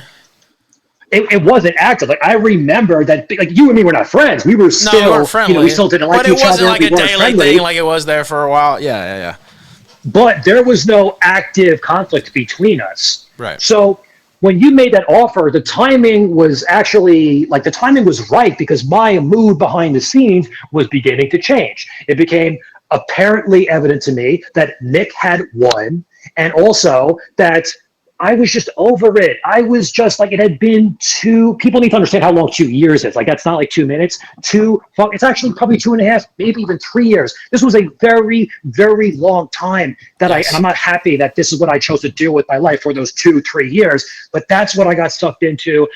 Not that I'm denying accountability, but I'm saying that's what I got sucked into. Yeah. And right, that's what happened. So, fuck, lost my train of thought there for a second. That's okay. Take no. Oh, yeah. The group chats. Yes. You got sucked into that. They were recording them, and you can pick up from there if you can recall where you're. Yeah. So at the time, the timing was perfect, and I will admit, even though it was exposed in the leaked DMs, I will admit at the time, I was not doing that. I was doing that more for strategic reasons than anything else. Like, at the time, I still had animosity towards you, but I was like, you know what? I'm not actively fighting with him, and I'm ready to move on from all of this anyway. So, like, why wouldn't I accept this offer when I'm trying to move on? Like, at that time, I was trying to pivot the stream in a new direction, because I didn't want to be like Judas and be a Knicks either for the rest of my life. Because what would be more pathetic than that? It's like I did the Knicks thing. Yeah. Right, exactly. I did it. I said what I had to say. All I'm doing now is repeating myself. I'm making the same exact points that I've made a billion times. I'm making them over and over again. And this, by the way, this is a normal progression for anybody, no matter what they do with their lives, no matter what you cover as a commentator. Right, people they move on to other things. Even like you look at bands, like bands, they're known for one sound, and they don't just make some bands don't just make every album exactly the same. A lot of times what they'll do is it's like being an actor playing the same role. It's why people don't want to get stuck on a soap opera and play the same role for 30. Now, it's a good job. You got a stable gig, but it's the same fucking shit every single day, right? And it's not artistically stimulating. Exactly. So it's like I was at that point, I was just losing motivation. I didn't want to do it anymore. You threw out that offer. The timing was perfect. So I consulted with my mods, and as everybody saw, like basically every single person in my mod chat was against me. And I'm like, what? You know what it is? You know what happens? Nobody in the world is in my shoes. Nobody else is. So it's very, very, and this is not me, I'm not taking shots at anybody. There's people who have stood by me. I respect those guys. I love those guys. I really, really appreciate, these people know who they are. Really, really appreciate everything, they've done for me. But at the end of the day, like, nobody in the world is in my shoes. Nobody in the world is in your shoes. Like, the buck stops with me. And I'm the one who has to go through it. And I'm the one who has to deal with the repercussions one way or the other. It's very easy for all these people, everybody in the peanut gallery, to tell you what you should do. And everybody thinks that they know best. But it's like, actually, not that everybody is wrong all the time. Not that I'm unwilling to hear people out. But I was definitely way too democratic when it came to my approach as a streamer, when it came to my approach as like the leader of my small community. I was way too democratic, way more, and that's why I see why people like Nick are the way that they are. Because if you have too many cooks in the kitchen, then it all falls to shit.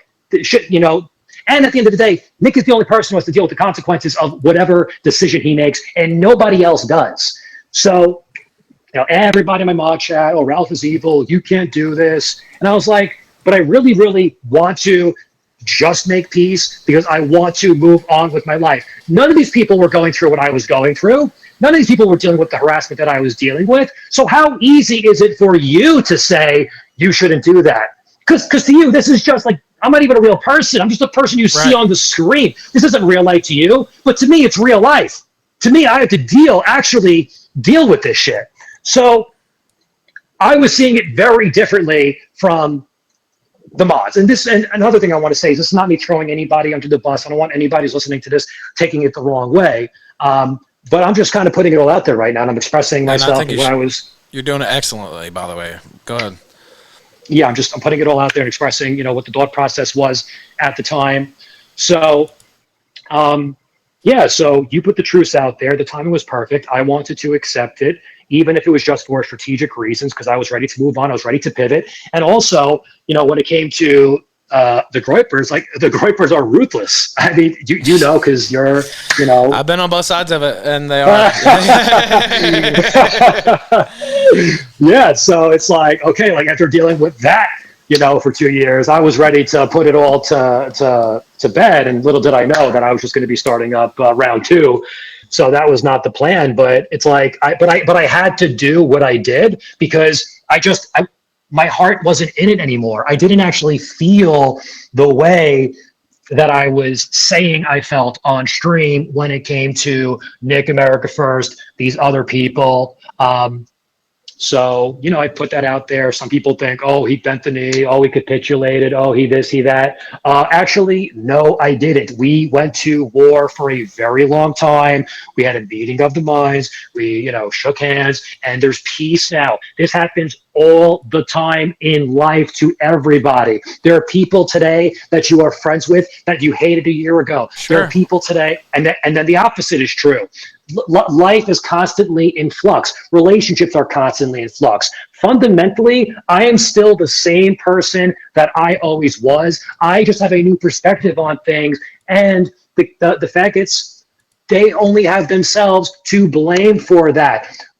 By putting me what they put me through, it gave me a totally new perspective on you and why you have done the things you've done and why you made decisions that at the time didn't make sense to me. But looking back on it, I go, oh, so that's why Ralph did that. Well, that's why Ralph said that. Yeah. Same thing with Nick. There was a lot of things that Nick did, especially when he was fighting with Medicare.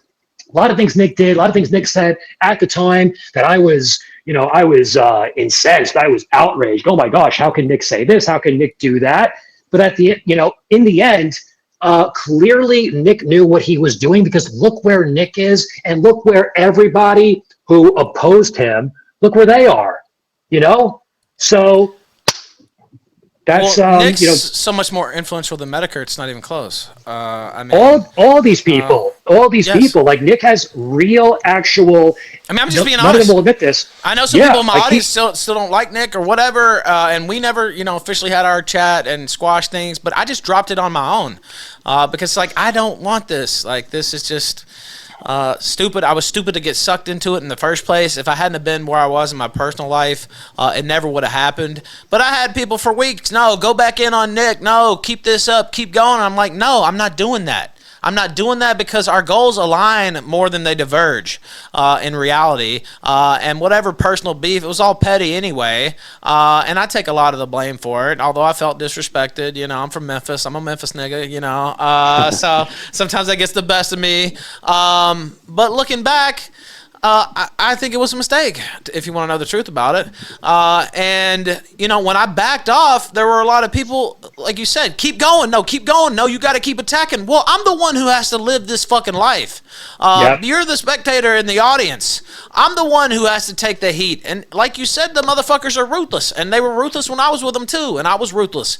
And I can be ruthless. But it's like, I don't want that. Why am I fighting a guy who I agree with? Now, on the, theocracy and all that, that's not me. But, like, anti-Zionism, that's my number one issue, basically, right? And why am I even fighting this guy? On behalf of Jewish Gabe Hoffman, the money man behind the scenes, literally backing this op against him, doxing other white nationalists, doxing other right-wingers, paying these two faggots from Canada to eat the heart out of the sector and turn it into some fucking faggotry. That's exactly what happened. They turned the sector from a right-wing hub, just buzzing hive ready to attack, to a cucked faggot gay club. That's what they turned it into, like a gay nightclub, like the Pulse nightclub. That's what they turned the motherfucker into. I got some ideas. Hopefully it ends the same way. I was gonna say, you got where I was going. Just joking, of course. Of course, kidding. We don't want to see any real violence. But that's what they turned it into, and it was by design, and it was through money. And a lot of these people are easily bought off. And one thing I never did even when I was going against Nick, was taking Gabe Hoffman money. I had him on the show, defeated him in a debate on my show, actually. And, he'd constantly send me things and like, do this, do that. He always does that, by the way. But I was never on his team. I was never going to start promoting Zionism. I'm not that guy. I'm never going to be that guy. I'd rather retire from life than start promoting Zionism and take the payoff and take the call like Worski and Fat Ass did. And so that's just not me. And so that's why I dropped the beef with Nick. And quite frankly, it was silly in the first place. And there was some good content out of it, but it's like, do I want that to be my life for the next years? No, I don't. So. Yeah, well, first off, I do want to apologize if I didn't mean, because I realized after you kind of went off there, I realized that maybe I was putting you in a tight spot, because I know your situation with Nick is delicate, shall we say, or we haven't spoken. We haven't spoken, and I assume someday we probably will, but who knows? But I haven't been attacking him because I don't think it's fruitful. First off, you're not. What are you attacking? Right? You're attacking a monster at this point. And then also, I'm more concerned about attacking Zionist control of our foreign policy and our domestic policy than I am about attacking Nick Fuentes. And as far as I'm concerned, it's dropped on my end. I know he may feel another way. I don't know for sure, though, because we haven't talked, so I couldn't say. But yeah, that's what I've said publicly. I know this. So. Yeah, I know there's people listening right now, in that camp who aren't going to be happy that I'm having this conversation with you. Sure. My perception, and look, I understand it's very. I get I get both sides. Hard. I'm not trying to be offensive either. Ted, I went hard. I mean, and so I understand that there's some people who are never going to forgive the way I went in, because that's how, when I go to war, I go to war. There was some harsh things said. I coined a few phrases. I went really hard in some areas. But they did too, to be honest, if you want to know the truth. And so, I don't know. Some people may not be willing to forgive something like that. People saying I'm begging for my cozy channel back. No, of course not. I just don't think it's. I don't think it's the right path for what I want to see happen in the world and with my career. So that's why I stopped it. Whether we're ever, cool, quote unquote, again or not, that's why I dropped it. Yeah, and I think, I respect the approach that you take, and I think that I understand it was a complicated, the way things went down. I understand, not trying to be offensive, both sides, things got tense. So I know that's not something that that everybody is going to be able to move past tomorrow. Sure. If ever, I don't know. Like, I'm also not trying to meddle in affairs that don't directly involve me. But, ultimately, what's most important to me and what I'm hearing from you is actually, we're actually similar in this way. The most important thing to me is the political cause. You're driven by your motivation to take down Zionism. I'm also driven by that. I'm also a die-hard, blood-red conservative. This country is totally fucked up, as everybody knows by now. So that's really, ultimately, I care more about that than any of this petty, meaningless garbage that takes place in the sector.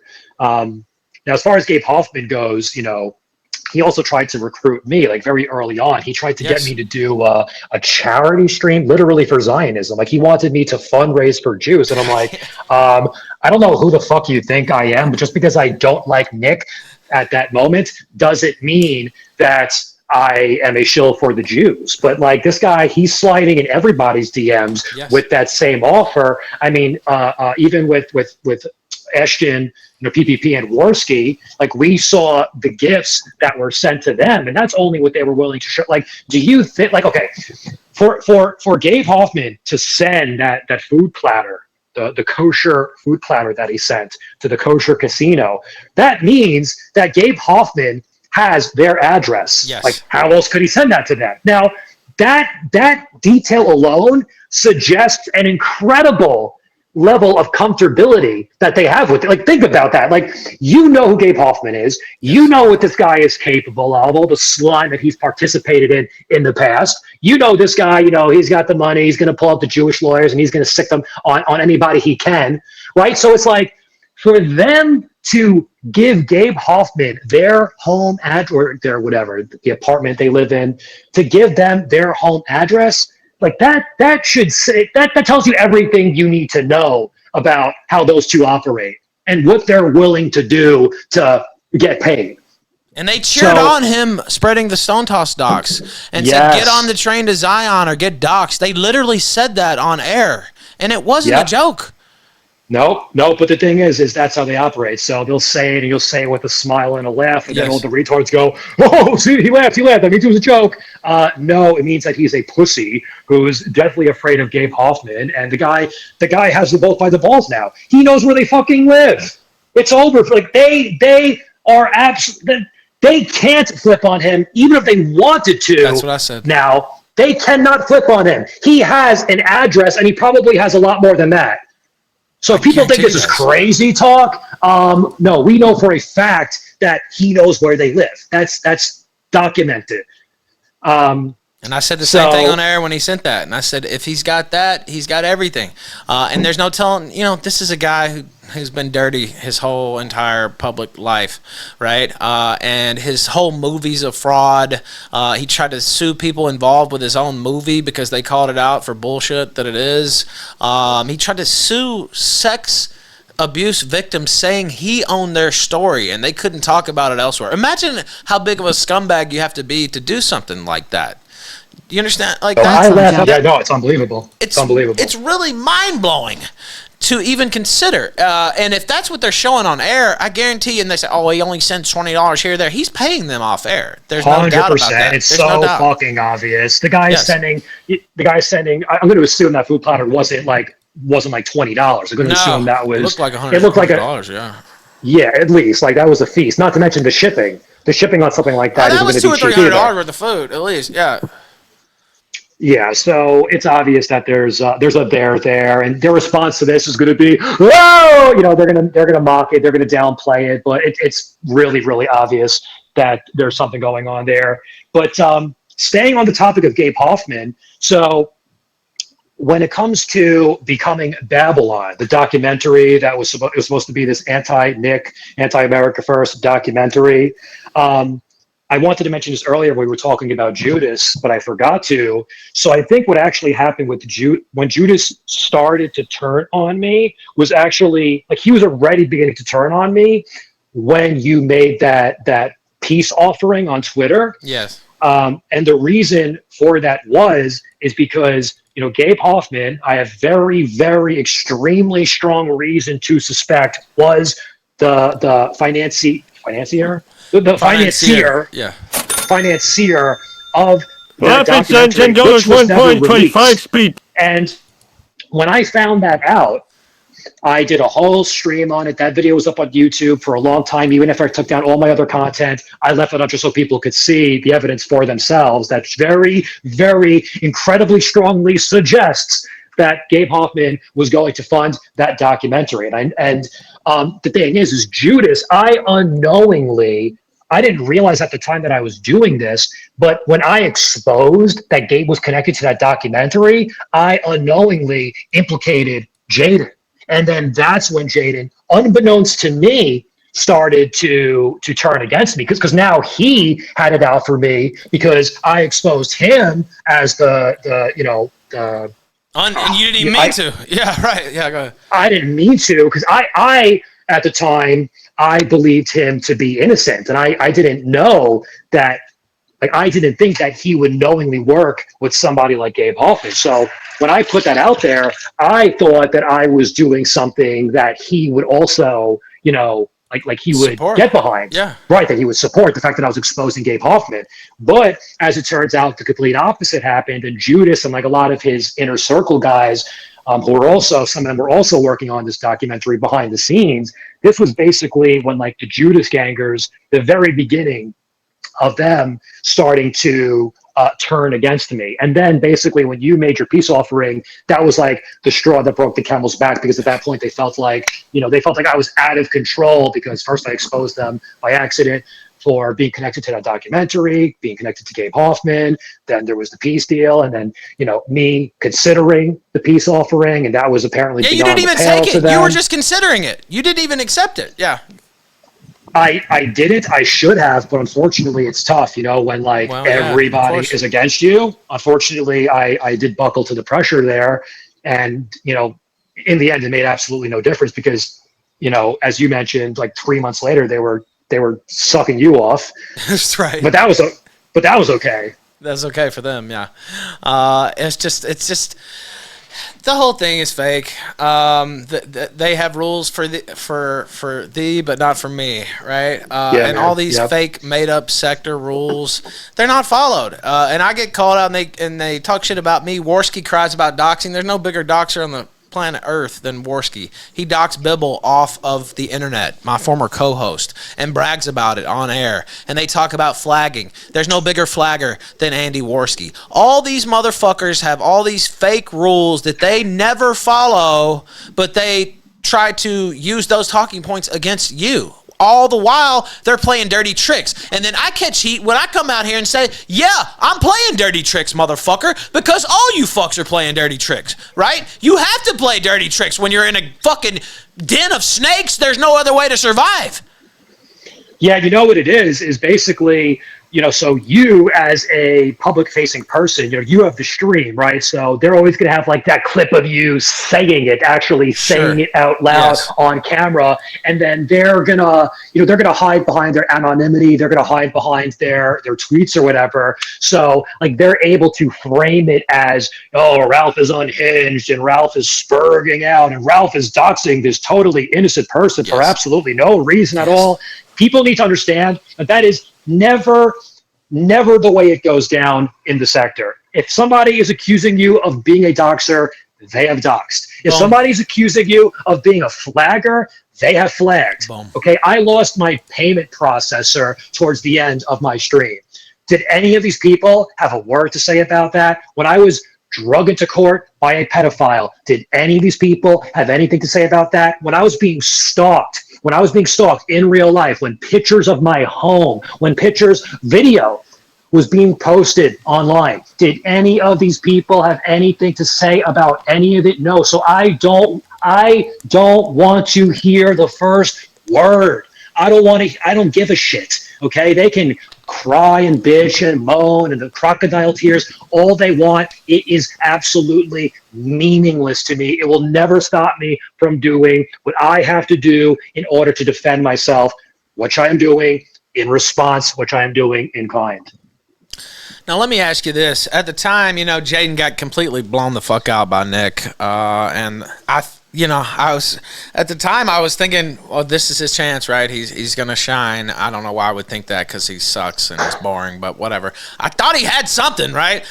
So I put him on the show, and at the time, Nick made a revelation that Jaden tried to kiss him after a showing of Spider-Man. Now, at the time, of course, I was anti-Nick, and I was on that warpath and everything, and I was like, oh, that's not true. And, I still admitted that Jaden lost, and eventually I admitted that a lot more fully, which pissed some people off, by the way, which I don't give a fuck about. But at the time, I thought that was something that Nick just threw out there as a fake story to kind of throw Jaden off. But I don't think that anymore, actually. I think that Jaden actually did try to kiss him after Spider-Man. And I think that Jaden is a scorned, unrequited love is what they call it. That he actually did want to be in a gay relationship with Nick Fuentes, and Nick didn't want that. And that is what you see with this level of obsession for years and years and years, is the unrequited love from a homosexual who wanted somebody who was not a homosexual. I mean, even when I was friends with Judas, there was never a moment of doubt that story was true. Never for one moment did I doubt that Judas did, in fact, make an attempt on Nick's lips. Did go in for the kiss. And is anybody really surprised? You look at the guy, he does like this like fake, like, oh, I'm a tough guy. You're a total pussy, bro. Like nobody takes you seriously. What this bozo doesn't realize is the only reason why the A-logs haven't gone for him yet is because he is a tool for them. Everything, like all the propaganda, all the bullshit, all the fake news and lies that they pump out on you and me all day long, it all filters through him. Like he's basically their voice. So as long as you are a useful idiot for them, they're gonna tolerate you. Sure, they're gonna tolerate you. They're gonna put up with you. And we've all seen the DMs. He's scared shitless of the A-logs. He is. He admitted it. I put that out there. He admitted that he's terrified. And that's the reason why he betrayed me, because he basically saw that these people were starting to turn on me. And what does he do? Like, well, we know that Judas ain't a real nigga, because a real nigga is going to get his boys back in a situation like that. But what did Judas do? He tucked his tail between his legs and he was like, RPG's eating Ralph, guys. RPG's eating Ralph. Please don't dox me. Please don't look into my life at all. RPG's eating Ralph. And hold on a second. What else did Killstream say about you? That's literally what he did was he went to Kinoshay's timeline and just verbatim read every fucking tweet that Kinoshay made about me that day. That's literally what you did. And he's going to respond to this and he's going to go, I had your back. I had your back. Everybody, when that stream happened, everybody in my chat was like, yo, are you seeing this right now? He totally turned his back on me.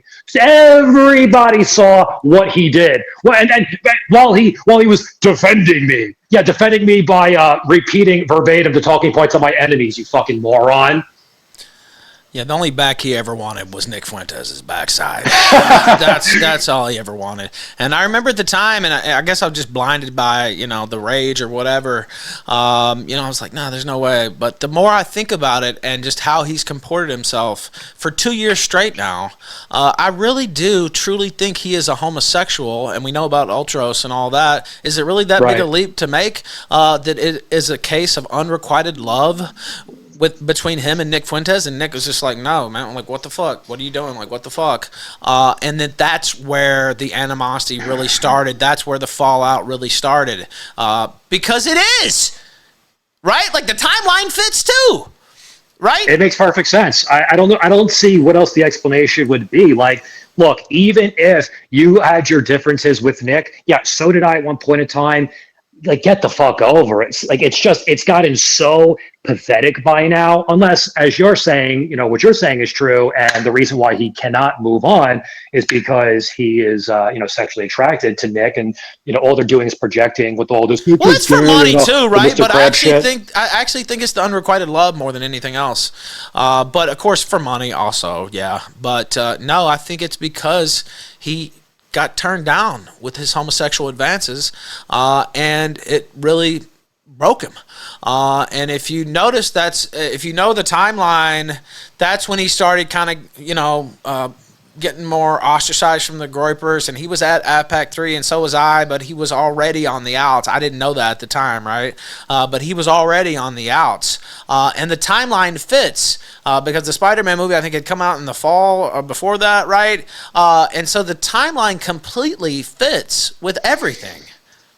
Oh, yeah, it fits in perfectly. It fits in like a puzzle. It just slides in perfectly like a glove, which is exactly what Judas wished Nick would do to him. But it never happened, unfortunately. Never came to be. I don't know, man. I didn't believe it at first, but the more I thought about it over the months and just how he's comported himself, I actually think it's true. Now here's a super chat. Corn Pop the Bad Dude once sent $5 on Rumble. He said maybe he wasn't gay enough. Maybe he wasn't gay enough for Nick. I don't think so. I actually believe Nick. And then the video Kinoshay put out the other day that they were all frothing over and said Nick was flirting with these guys. He's actually not flirting. He's not flirting with the people at all. It's retarded. I watched the video. He was not flirting. He wasn't flirting. at all. No, he wasn't. Now, he did drop the Ye. The big part of the story was him talking about being with Ye. Like, that was the actual headline of the story. And then they tried to spin this false narrative that he's flirting with these guys and this and that and the other. And that's not what happens at all in the video. I watched the video, and this is not me Nick sucking, which some will say. I watched the fucking video, and he wasn't flirting. Now, the one guy was trying to flirt, but he rejected that flat out. Anyway, go ahead. Yeah, no, that was totally. If you watch the video, like, they didn't know who Nick was. He steps outside. You know, this fuck, like, he's surrounded by these 4 dudes, doesn't know them. They have a camera. They're filming him. He doesn't know. Like, it was just an awkward situation that he was in. There's no possible interpretation of that can be. And they know it's fucking fake and retarded. But they just.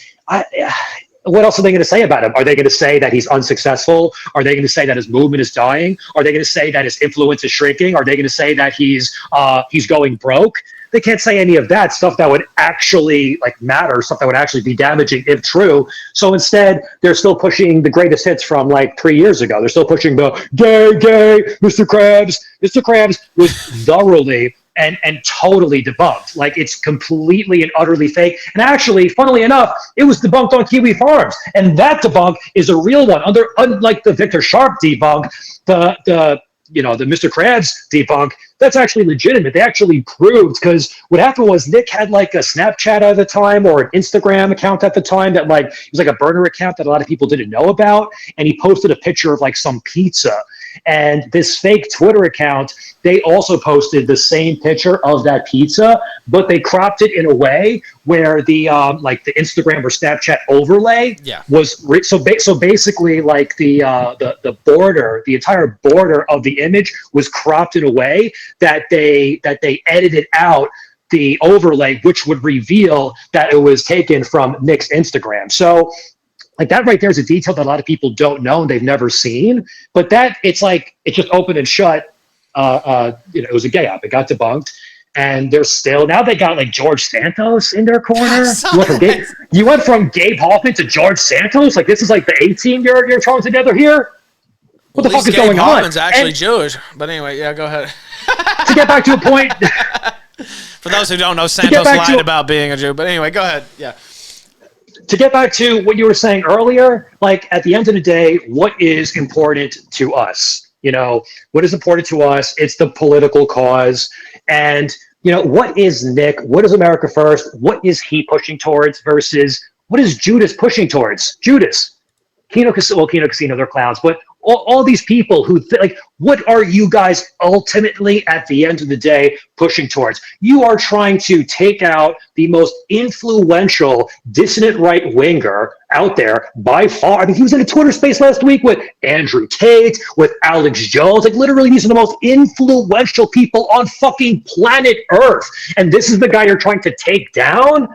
Like, it doesn't make sense. And there truly is, I know Nick used to say this all the time, truly there's nobody else. Nobody else has stepped up to the plate. Like, if not Nick, then who? And people don't want to hear this and, you know, oh, we're ball washing. Not ball washing. It's just the facts. Like, you know, especially now that he's back on Twitter, forget about it. And did you see how desperate they were to keep him off Twitter, by the way? The A-logs just were, every time it would get mentioned, they would throw all this stuff out there. No, you can't let him back. You can't let him back. You can't let him back. Because they knew what would happen as soon as he got back. It would blow the fuck up. And that's exactly what happened. And Elon, to his credit, I couldn't even believe it. The Groypers bullied Elon Musk into putting Nick back on Twitter. It's unbelievable when you think about it. They bullied the richest man in the world by literally calling him a Shabos Goy. They literally called him a Shabos Goy. And he put Nick on because they called him a Shabos Goy. That's literally what happened. Ted? Honestly, when I saw that, it's like this Groyper, what's his name, Goyapine Groyper, I think, called Elon Musk a Shabos Goy. Elon Musk, in response, was like, all right, I'll bring him back. Like,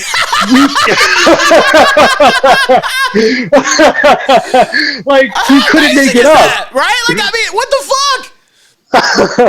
I know, man. It's truly unbelievable. Like, it still doesn't feel real because, as far as I knew, Nick was never like, that was an impossibility. That's what I thought Even too. with Elon Musk, I thought there was a very, very, very strong likelihood that he would never get his account back. And honestly, like, that's always been the biggest thing. Milo holding him back. Yiannopoulos told me personally that he talked to Elon Musk and that the Groypers were all going to get banned from Twitter and that Nick would never be allowed on Twitter. Milo Yiannopoulos told me that personally, and that's where that story came from last summer. And he told me that, and he was the source for that story.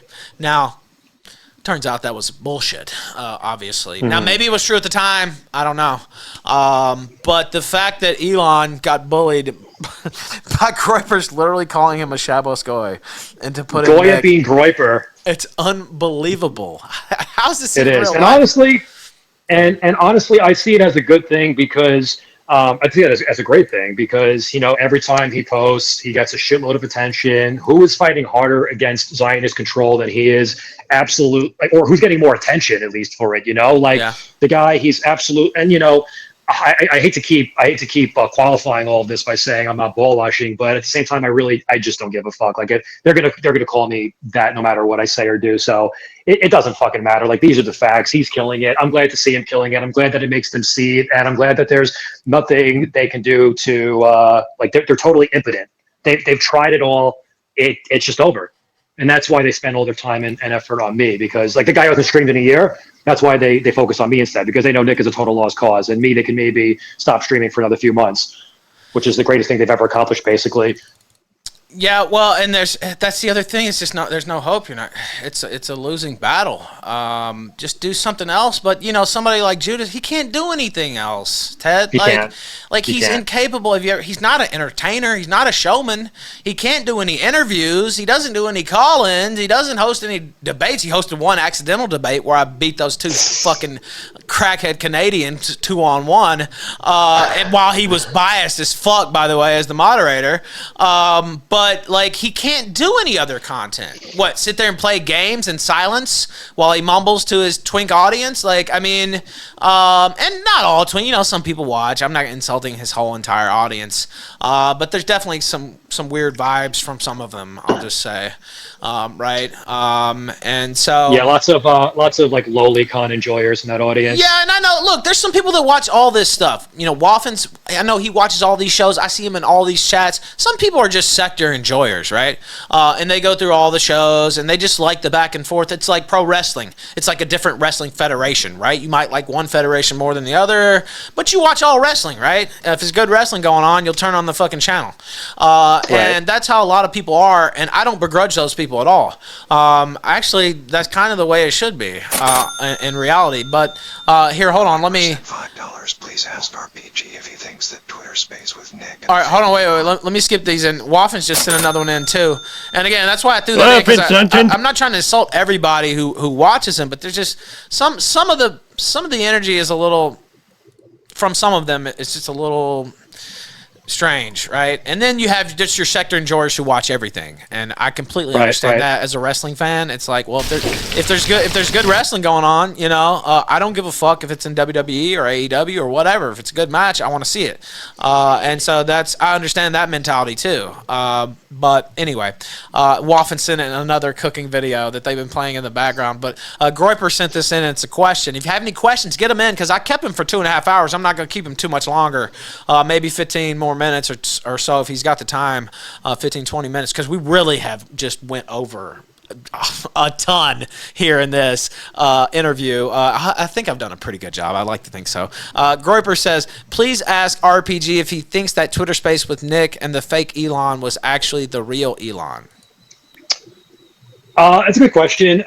So it's actually funny because my suspicion was that it wasn't actually Elon Musk, and this might sound crazy, but it sounded to me like it was a highly sophisticated artificial intelligence, because that is Elon Musk's voice. That is not someone who sounds like Elon Musk. That is literally the laugh. The laugh is trademark. That's not something that I believe can be imitated. And whenever Nick would interact with Adrian Dittman, the responses were just a little bit off. It's kind of like when you talk to Siri or you talk to ChatGPT, and there's just something that's a little bit off about it. everything or most of what he was saying, it just felt a little bit off to me. So, and it's funny because that was my initial suspicion. And then like a few days later during one of his streams, he actually said that he wasn't sure if it was the real Elon or a highly sophisticated AI. So I thought it was funny that we both kind of thought the same thing on that. But I don't think it was Elon. Another reason why I don't think it was Elon is because if it was Elon, how come nobody in the press, like if Elon Musk spoke to Nick Fuentes, why didn't anybody in the press cover that? Yeah. Right. Like the fact that CNN, New York Times, all these publications totally ignored it, that to me was also a strong indicator that it wasn't actually Elon Musk. Yeah, I what did you think, Ralph? I don't think it was him, no. Yeah. And I think Elon at this point would just go in there straight up if he wanted to talk to him. Honestly, I mean, he's talked to Alex Jones, talked to a lot of different people at this point, controversial people, Andrew Tate, etc. Now, maybe not Fuentes level controversial, but Elon's kind of put his nuts up on the table a little bit. So I think if he was going to do that, he would just go in there on his own.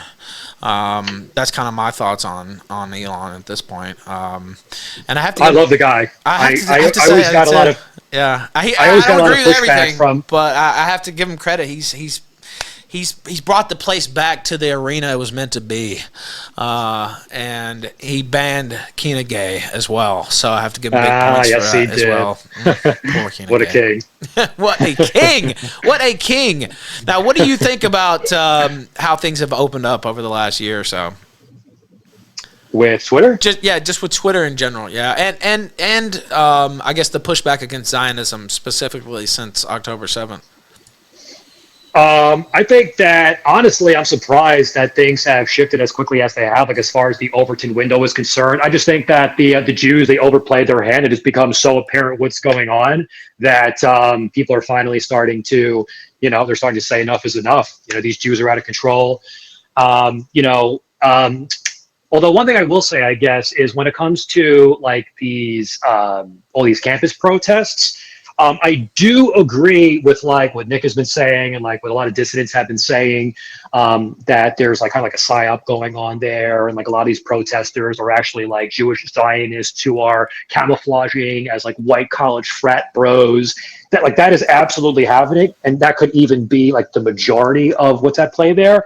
But I also do think that maybe this is like a cringe take, but I also do think that like there are, because not everybody is as tapped into this stuff as we are. Like the sphere is very hyper political. Yes. And like the average college kid might not even know what the word Zionism means. You know what I'm saying? So it's like, I think there is maybe some like friendly fire going on there where I do think that a lot of these kids, like these guys, they're sincerely like, I think the way I put it is that their intentions are good, like they don't realize that they are doing the bidding of the Jews in protesting these left-wing, radicals on the college campuses.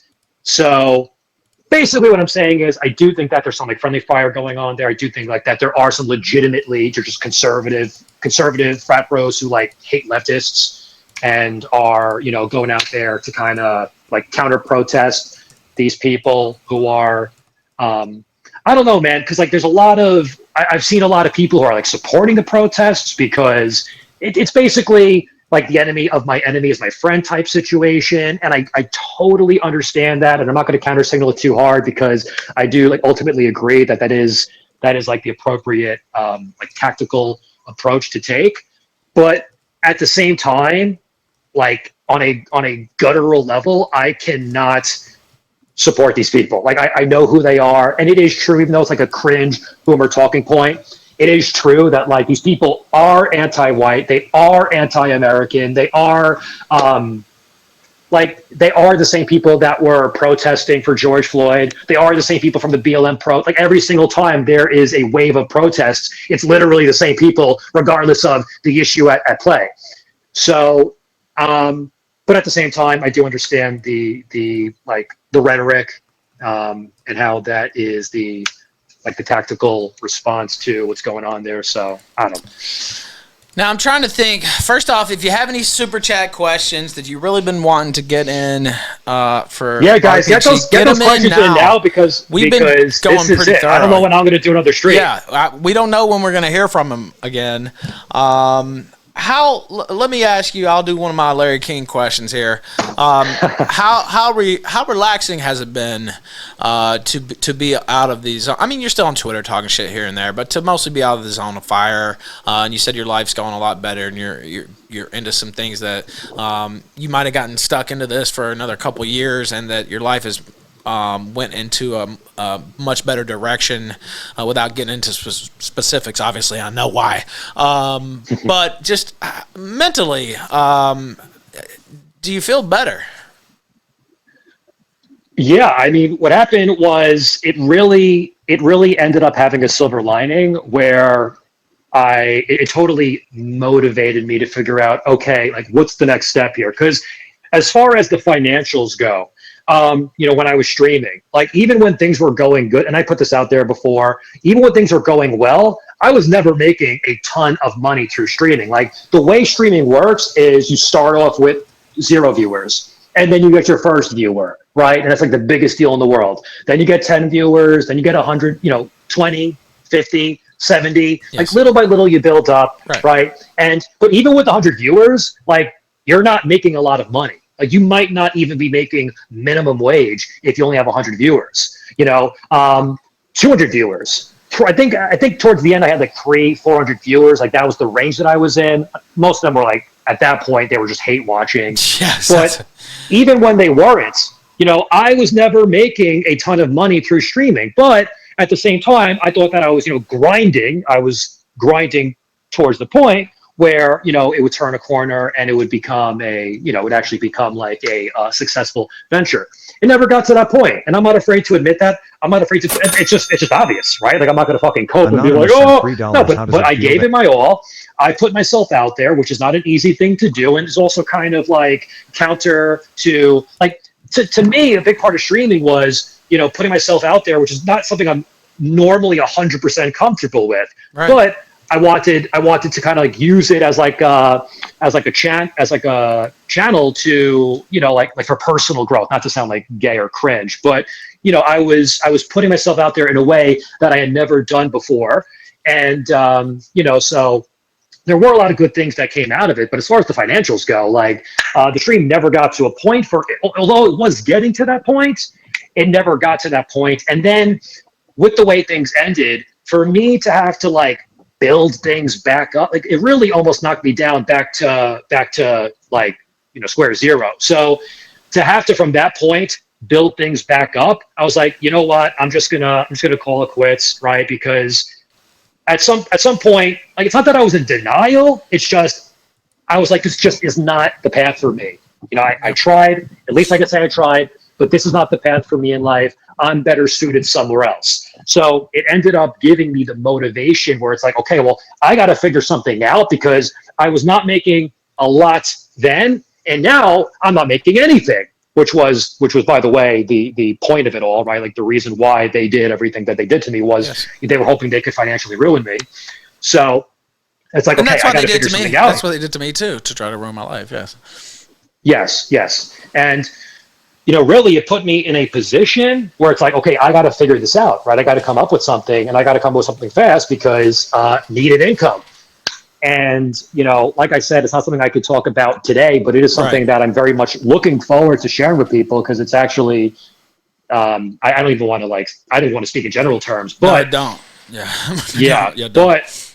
But things are going better than ever. And that's really the most that I could say, unfortunately. But I do look forward to the day where, because I do think it's a pretty epic comeback story. So it'll be great to share when I can. But for now, so blessing in disguise. And sometimes you need to have your feet in the fire to figure out shit in life. Like sometimes you could be stuck in the mud. You're not sure what to do, what next step to take, and then coming face to face with that type of predicament or whatever, it ends up being the best thing for you because like if it wasn't for that, I wouldn't be where I am now. So Now, I've been blessed because my show's been on the air for 10 years, and in a big way, it's been on the air for 6 years. And so numbers fluctuate. I've had thousands and thousands. I've had 200. I've had 300. We have 700 today. I'm blessed because I have long-term supporters who have watched me for years and years and years and years, right? So I can get by and make a living really with a lower covering anything, but it doesn't have to be 1,000 viewers watching, right? It could be 300, it could be 400, and I can still make a living off of it because I have dedicated people who have spent a lot of their life listening to me, right? And they identify with me. Maybe they don't agree with everything, of course, that I've said or done, but I've been a major part of their life for so long that they want to see that keep going. And for you were starting from scratch. Now I started from scratch too, but I had a lot more built up. You know what I mean? For years and years and years, and it'd be really hard to take me out completely, as they've seen, right? They can't, because you know why? At the end of the day, you have something that they can't take from you, and that's the fact that you're talented. You are a talented broadcaster. People think that broadcasting is easy. Okay, well, if you're listening right now and you think it's so easy, and you think you can do what Ralph does, do it. What's stopping you? What's stopping you from, quitting your 9 to 5 and doing what Ralph does? Trust me, it's a lot harder than meets the eye. Most people who try to get into streaming will fail. Those are just the facts. Those are just how the numbers bear out. Only a very, very small percentage of people who get into streaming have any success with it. So, the one thing they can never take away from you is the fact that you are an extremely talented and competent broadcaster. And those are just the facts. You are you're very good at conversation. You're very good at interviews. You have a whole range of the show is always different. I'm not just saying, you're sucking them off. I'm not just saying that because I don't need to. I don't need to do that. It's just the facts. And everybody knows it. That's why even the hate watchers, they can watch your stream for hours on end every single day because they find it entertaining too. They'll never admit it, but there's a lot going on here. There's a lot going on here, and your name is one that people are familiar with. The Killstream, iconic. Everybody knows that name, and so you were able to achieve a level of success because you have that broadcasting talent. Now, me on the other hand, I don't have that talent. Okay, you sell yourself a little short. I think a lot of people in chat miss you. I've seen a lot of comments since you've been on the show. You might be selling yourself a little bit short there. I think. The thing is I'm not. I am a very realistic person, and I am totally capable of acknowledging who I am and what I bring to the table. It's not to say that I can't do a stream at all, but at the same time, I was never going to be like PewDiePie. I was never going to be XQC. I maybe could have found a pocket of success that was good enough for me, but at the same time, I'm not the people who are very successful. They tend to be extroverted or extremely extroverted, and that's not me. For the most part, I'm somebody who kind of keeps to. I like to keep to myself. I'm that's just the way that I am. And you see these really, really big streamers, and they're they're super extroverted, and that's just not the kind of person that I am. I mean, I do enjoy conversations like this one. But so I'm not trying to sell myself short. I'm just saying that I know who I am. I know what I bring to the table. I'm not under any delusions. But I try to put myself out there. I try to make it work. I gave it a shot. It didn't work out the way that I originally hoped that it would. But now I'm because I did all of that. I am I needed to do all of that to get to where I am right now. So that's that. Life is funny like that. But sometimes you need to go through those types of life's about stages. Scenarios. It's about stages. It's about seasons, and seasons change, right? And if you don't change along with it, you're fucked. I don't know how else to say. Exactly. Would it be better? Would it be better if I was just in denial and I just kept the stream going, even though it wasn't working out? I just kept pushing and pushing and pushing and wasting my time, or was the better move to? And by the way, as far as the stream goes, for those who are wondering, I do actually plan on bringing the stream back. It's not going to be a daily stream. I don't have the time for that anymore. But even if I could touch base with my followers, if I could touch base with them, even if it's once a month, Right. I think it is possible to do a stream. Like that's what Medicare used to do, and there's a lot of other examples of people who don't stream daily. So that's what I would like to do. That is the goal. That is what I'm striving towards. I am going to, of course, have the Susie Paloozie, which I'm very much looking forward to, and it's pretty now, much. Is that the bitch who wrote Is that who you were talking about earlier? I don't know the reference there, or you don't want to give that away. Yeah, no. Her name is Susan Benazewski. That's the communist that wrote my thread on Kiwi Okay, that's Farms, what I who thought. was- I just didn't know for sure. That's just what I thought.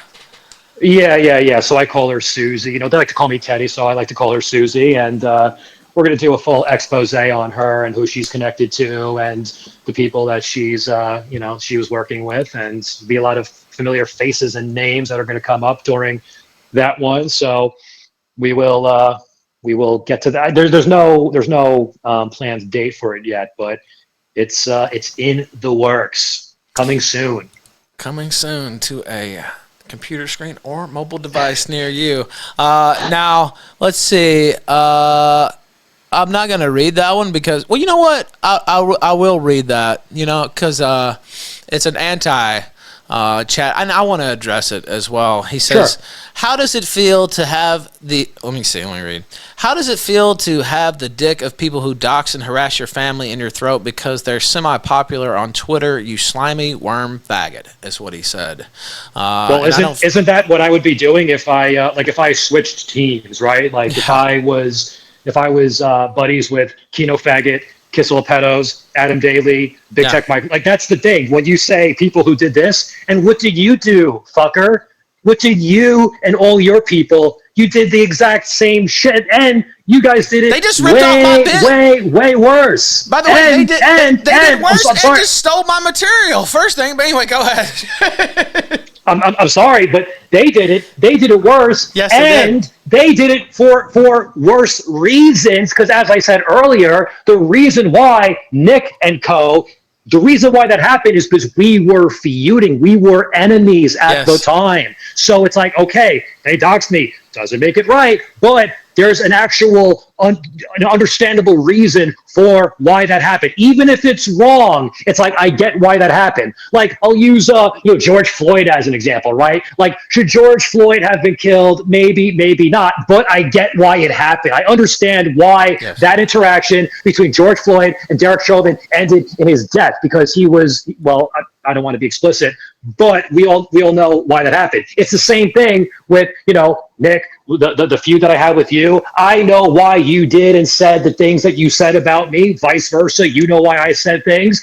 When it comes to Judas, what is Judas's reason for all of that? The Kino Casino? What's their their reason? Well, their reason is because I was attacking them. That never even happened. So their reason for coming after me was first because I attacked them, which didn't happen, and then second because it's funny. Right? So the Groypers were attacking me because I was an adversary to their political movement, and politics is dirty.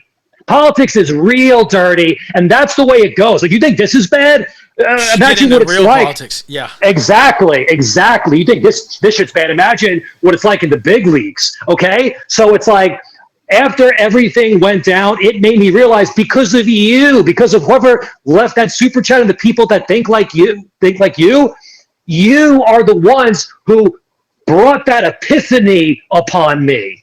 You are the ones who gave me a perception that I never had, or interpretation of events that I never saw. And then when it comes to Kino Casino, Judas, all these snakes and rats, what was their reason for doing it? Their reason is because it was funny. That's the reason. Okay, well, if that's the reason you choose, then go ahead. But if I have to pick a side here, it's pretty clear which side is the correct one. And the key difference is, I stab you in the front and they stab you in the back. Yes, that's the key difference. Well and said. That's just the capsule right there. Yeah. Encapsulated. I stabbed you in the front. They stabbed you in the back. Now, this is a guy, and he talked about it earlier, and I said a lot of things about his family, and he said things about my dead mother, and he apologized for that, and I apologize for the things I said about his family earlier. But Anonymous you know, sent $3 hold on, I'm going great to skip see this you again. because I just want to finish this thought, and I'll read that out next. But you know, I understand why those things were said about my mother, right? I understand because I was going at Ted hardcore every single day. I understand why he said what he said. Now, normally, would I be able to get past something like that? No, mate, probably not, right? But it was a battle. It was a nasty feud, and we were fighting head on. Boom, boom, boom, boom, boom, like this, while he got stabbed in the back like Caesar. You know what I mean? That's what happened. They set him up. He was part of their team, and he got turned on by his own allies, whereas we were on opposite sides fighting. And now we're not. And it turns out you were highly prescient about a lot of things. And we had a conversation about Judas in private before they even all turned on me and everything. And you said, watch your back. He said, watch your back. It's because it's coming. And don't trust this guy. And don't trust these people because it's going to happen. And I was like, I don't know, da-da-da. And then I went and looked back in September when I started, changing my thought patterns, right? And I was like, every single thing this guy said was true. And I should have seen it coming. And I've been in the business long enough that I should have known. Like, why, these gaggle of retards, like these gaggle of ineffectual losers, like, why would I ever try to, what was the thought process going through my mind to think that type of coalition was ever going to work with a bunch of snakes and retards who never accomplished anything in their life? I mean, that was just what it is. You knew better. You were highly you knew better. I knew better, but I was just, go ahead. You knew better, but you just get sucked into these things, Yes. and like one thing leads to another, and before you know it, you're in the thick of it, and you're doing shit that later on you'll come to regret. But the thing is it's like, you knew, and I'm not saying that in a way where I'm like, like lecturing you or anything, but you knew, and then eventually it came out and you were like, oh, okay, yeah, actually, this is really the way these people operate. Yeah. Now, getting back to the super chat real quick. So, another point that I want to make here is it's like, they talk about how, oh, you already doxxed. Okay, because I was already doxxed, that gives these people that are supposed to be my allies, that gives them permission to put my dox under a magnifying glass.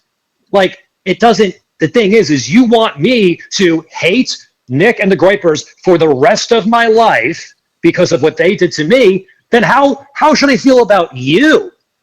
How should I feel about you?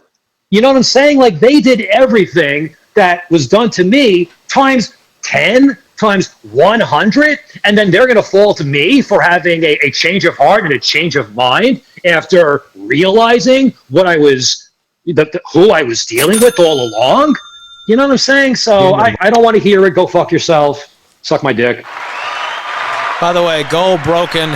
Let's go. With that last super chat, 36 straight shows, and I will read this out because it's pretty good. Dan Bigfoot says Feaser got Caesared, and that's exactly what happened. And there's a total difference between two armies going against each other, and then getting fragged. I don't know if people know what fragging is, but in the Vietnam War, a lot of times. U.S. soldiers would kill their commanding officers because of whatever reason, some bullshit mission they'd send them on, or they didn't like what they were doing, by throwing a grenade in their fucking tent while they were asleep. And people don't talk about this very much, but that's friendly fire, right? That's crazy. And you got fragged, right? They threw a grenade into your own tent, and so. Anyway, there's a couple super chats, and I'll read these out, and then I'll let you get out of here. I'll let you get some final words in before, but Waffen says, RPG, will there be a stream in the future? I think you already said there will be, but you can answer that again if you want. Yeah. So I did answer it, but yeah, there will be a stream. Right now, it's kind of up in the air when exactly that's going to be. But the first stream back is going to be the Susie Paloozy. We're going to dive deeper into a lot of topics that me and Ralph hit today, and also I'm going to get into some topics that we didn't get the chance to touch on. So don't know when that will be, but keep an eye out for it. All right, now let me also put the extendo on the screen now, since we. And honestly, today we still have Patrick Howley. I didn't even know that this was totally unplanned. I just messaged Ted, and I was like, "Man, today's the day. Let's do it." Like I just felt right, and it was the right call. I have an instinct for the business sometimes, and I was like, you know what? Today's the day. This is when it needs to fucking happen. All right, now hopefully that'll update on the extendo. But we smashed the main goal. I'll mess with it again if it doesn't update. Yeah, there it goes. Extendo. A big extendo today, because I think this was a huge exclusive that the sector lovers, haters, everybody's been wanting to hear this for a whole fucking year, and you got to see it live today on the one and only fucking Killstream. There's nobody else in this whole fucking sector from the top on down who does it like I do it. And there's a reason for that. True. Now, Anonymous says, great to see you again, RPG. We missed you. Which one of the songs we made about you is your favorite, is what he said. They made a lot of parody songs about you. Did you like any of them, I guess? So I know nobody is going to believe this, but I have not watched 1 second of any of the anti-content that has been made about me. And that's good. And the thing about all of that is, what is the point, right? Like, yes. Why would I watch something that's going to make me feel bad? You know, it's like, why am I going to watch a video? Like, you know what I'm saying? It's like, okay, this is obviously going to be a video shitting on me. And I know there's a lot of people who, like, it's hard not to. Don't get me wrong. Like, when people are bad-mouthing you, it's hard not to seek it out. But, sure. Like, there's a reson why I have all these people. Yeah. It's hard. It is hard. But well, you at get the same addicted time, to it. You can get addicted to it. But it's much better for your mindset not to ingest that content. Yes, like I realized very, very early on in my streaming career that like I did not want to seek that stuff out. And also, you know, as far as like my blocking policy on Twitter goes, I know a lot of the A-logs, they don't like how block heavy I am. But it's like, okay, it's like, it's just, you don't have the right to say whatever the fuck you want to me, and like I just have to let you do that unbridled. Like, how about you go fuck yourself, you know? Because ultimately, what these people want more than anything when it comes to Twitter is they just want to, you know, they just want to like curse us out and like call us what, you know, they just want to call us names and shit on us in our replies all day long. And it's like, actually, I'm going to take that away from you, and now you can't do that. So it's just who needs that negativity, you know? Who needs that negativity? So these people, they make songs about me. I never have listened to or watched a single one. And, yeah. I don't blame you, and I think that's the right call. I'm far more not likely to... Not just the songs, by the way. Not just the songs, by the way. Like, any video that even the streams. I have not watched 1 second of Kino Casino. I have not watched 1 second of Judas's stream. I have not watched any of the songs. I have not watched any of the videos these psychopaths have made. People say, oh, hey, they're doxing your parents in this one. Oh, hey, they're doxing your home in this one. Oh, you know, so I hear like what they're doing to me, and I'm aware of what they're doing to me. And they claim, oh, they're just jokingly doxing your parents. Oh, they're just jokingly doxing your location, right? Because that's like a really funny joke is when you post somebody's address on the internet. Yeah. So... I didn't think it was so funny. But anyway, yeah, go ahead. Now, he earned that, by the way, you know, with the sneak attack in Lisbon. But anyway, go ahead. Right. So, yeah, no, I just, I never watched any of them, and I don't plan on it. And well, you know what? I'll tell you a little secret about me. I don't, unless somebody sends me a clip and says you have to see this or whatever, they said this, I'll see that. I don't watch any live content that's negative about me at all, but I am far more likely to read negative content about me because I'm actually a reader.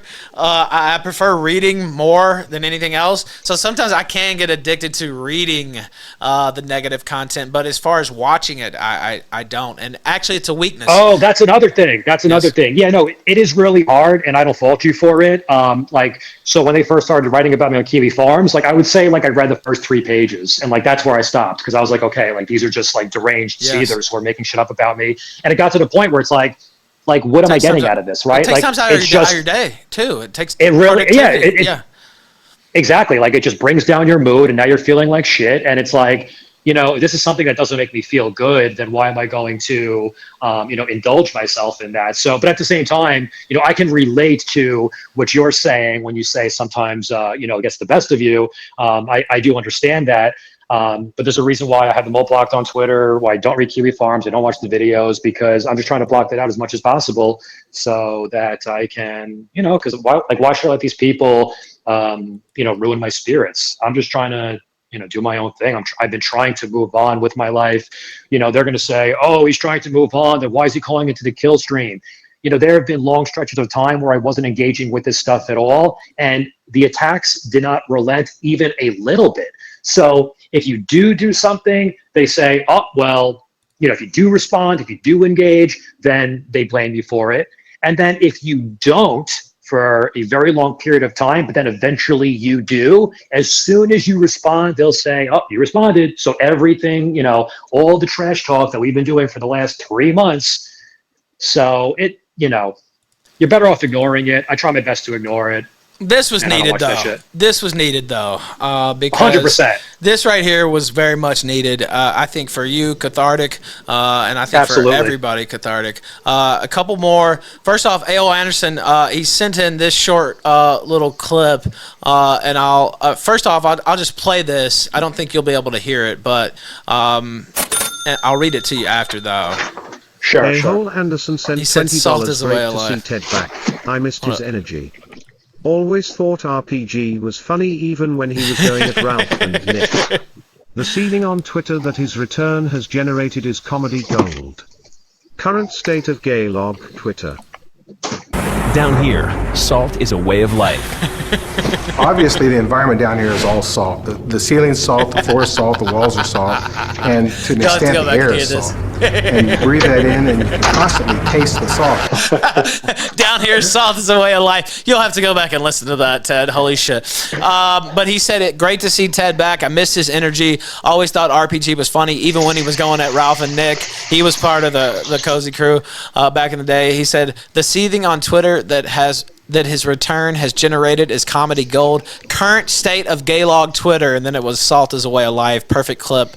And Real Wicked Wally with a super chat says this: ultimately we all shake hands at the end of the day on failed social climber Mike Lowry being an absolute faggot. And I would have to agree. We will have to shake hands on that. I will co-sign that.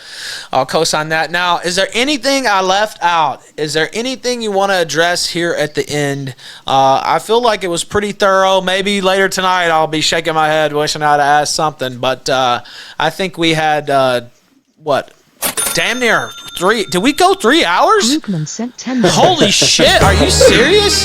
Hold on. That's crazy, I'll play that. Did we actually go 3 hours?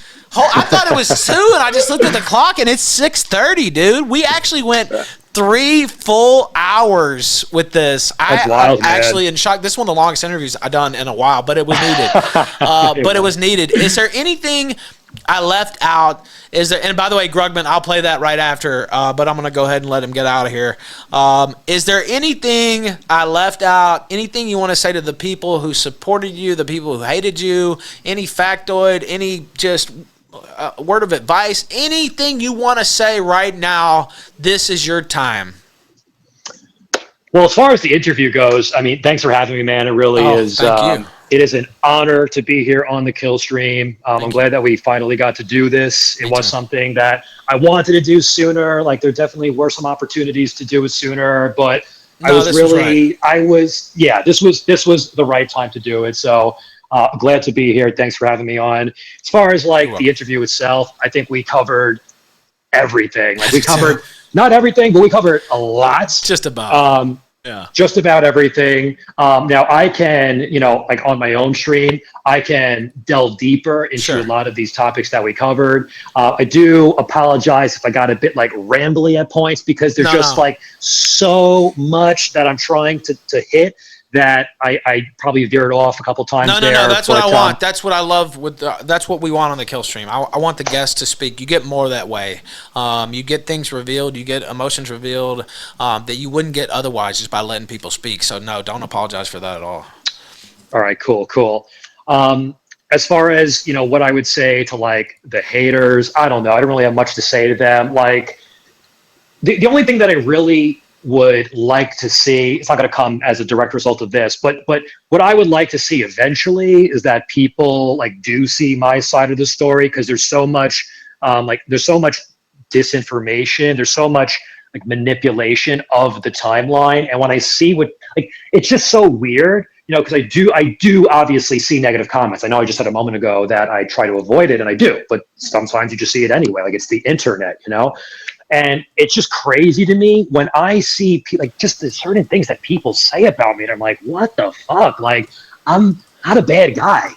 I'm not a bad guy. I've never done anything wrong to anybody. Like, in my life, I have never wrong. Not that I'm perfect, right? Not that I'm immaculate. We've all made mistakes. We've all done things to people that we shouldn't have. But like, generally speaking, like I'm not a bad guy. And then when I see what these people are saying about me, and they're like, oh, like, our people, like, I'm just like, this is insane. They've created this caricature of who I am, and like, they hate this it's like a specter. They hate like the specter of me with like all of their might. And I'm just hoping that at some point, eventually, people get the other side of the story, because there's two sides to every story. There is another side to this story, and a lot of people, I would ask them to like reconsider what you heard about what went down, the way that it went down, because people don't realize how outnumbered I was. People don't realize what was really going on behind the scenes. People think that this all happened organically. People think that like one day out of the blue, Kino Casino, they play that clip. They just played it for the heck of it. They just played it. There really was an actual there was an actual conspiracy to take me out. And, so I don't really have anything to say beyond that to the haters. I would just ask people to, reconsider their preconceptions of me and of what happened, because, at the end of the day, like, if you're a conservative, then there's really no reason at all why you should hate my guts. If you're a conservative, dissident right-winger, if you're a nationalist, if you're a, racist, sexist, homophobe, etc., there's like no reason why you should hate me. Like, we should be on the same team. We should be fighting the same fight. You might think that you're fighting the good fight, opposing Nick. I, at one point in time, thought the same, but, things change, and clearly Nick is the one who is leading the pack. He's leading the charge. Even if you have certain personal grievances with him, it's undeniable that, rhetorically speaking, he is setting the stage. He's setting the narrative. All these influencers, Daily Wire is, like, basically the conversations between Nick and all of Con Inc. at this point. Candace Owens, Daily Wire, the CEO Jeremy Boring of Daily Wire. That blew my mind. Yes, like, that's crazy. Like, Daily Wire, I think, is the largest right-wing publication, or online, maybe it's the largest one on the internet. He admitted to watching Nick's show. Yes. And he said, oh, you're talented and you're funny. And this is the CEO of the largest, or one of the largest right-wing news outlets in the world, So, like, this is, like, you know what I'm saying? Like, he's been totally vindicated in many of his positions that people at the time, they frowned upon. And yeah, like, if anybody has enough hours of streaming footage, you can pour through it, and you can find when somebody, they slipped up, they misspoke, they were making a point that out of context sounds a lot worse than it actually. You could do that to any person. Or maybe they just had a bad take, man. When you talk for so many hours every day, sometimes you just have a bad take too, right? Like, that can happen. Right. Like, sometimes you put a bad take out there, you get some pushback, you realize your take was bad, you correct it later. So like that just happens. That just happens when you're a streamer, when you're a human being. That's just the way it goes. So it's very, very easy to put someone under the microscope and say, oh, but what about that one time you did this? What about that one time you said that? I mean, look, like, I'm not a serial killer. I'm not a rapist. I'm not anything. These people, they even say, like, there's like this other ridiculous smear. They say that I'm a wife beater. I've heard funny that too, because my about me too. But anyway, I want to address it. Yeah. It's not true. But anyway, go ahead. No, but it's based on a clip where I was talking about how I never hit a woman. Like that was the point of the clip. I was talking about how I didn't understand how anybody could ever lay their hands on a woman. I said, even when I was at my angriest in my life, I never would have done that. So that was the point that I was making. That turned into I beat my wife, or I mean, I was never married, whatever, girlfriend, whatever they said. They said I was a wife beater because I said that I would never hit a woman. You said that you weren't. That's the sector, by the way, in a nutshell. Yeah, and like that right there is a perfect example of what I'm talking about. Like, whatever you think about me, whatever you think I said, whatever you think happened, there's a real possibility that the complete opposite of what they told you I said is what actually happened. That's the perfect example of the sector right there. It really is, because that's what they do. That's what they do. Like, they take reality, they invert it, they take a clip, they chop it up in a certain way. So, so when it comes to the haters, I guess that's everything that I have to say to them. When it comes to the people who support me, I just want to thank you guys for not joining the bandwagon, because surely that would have been the easy thing to do. That would have been the convenient thing to do, right? Like, it's hard to back somebody up when it does seem like the tide is turning against them. Like, nobody wants, but that's also when you realize who the true ride or dies are. And, if anything good came out of this, that's one of them. There are people who stood by me to this day, who they didn't have to do that because they could have just, taken the easy route like many others did.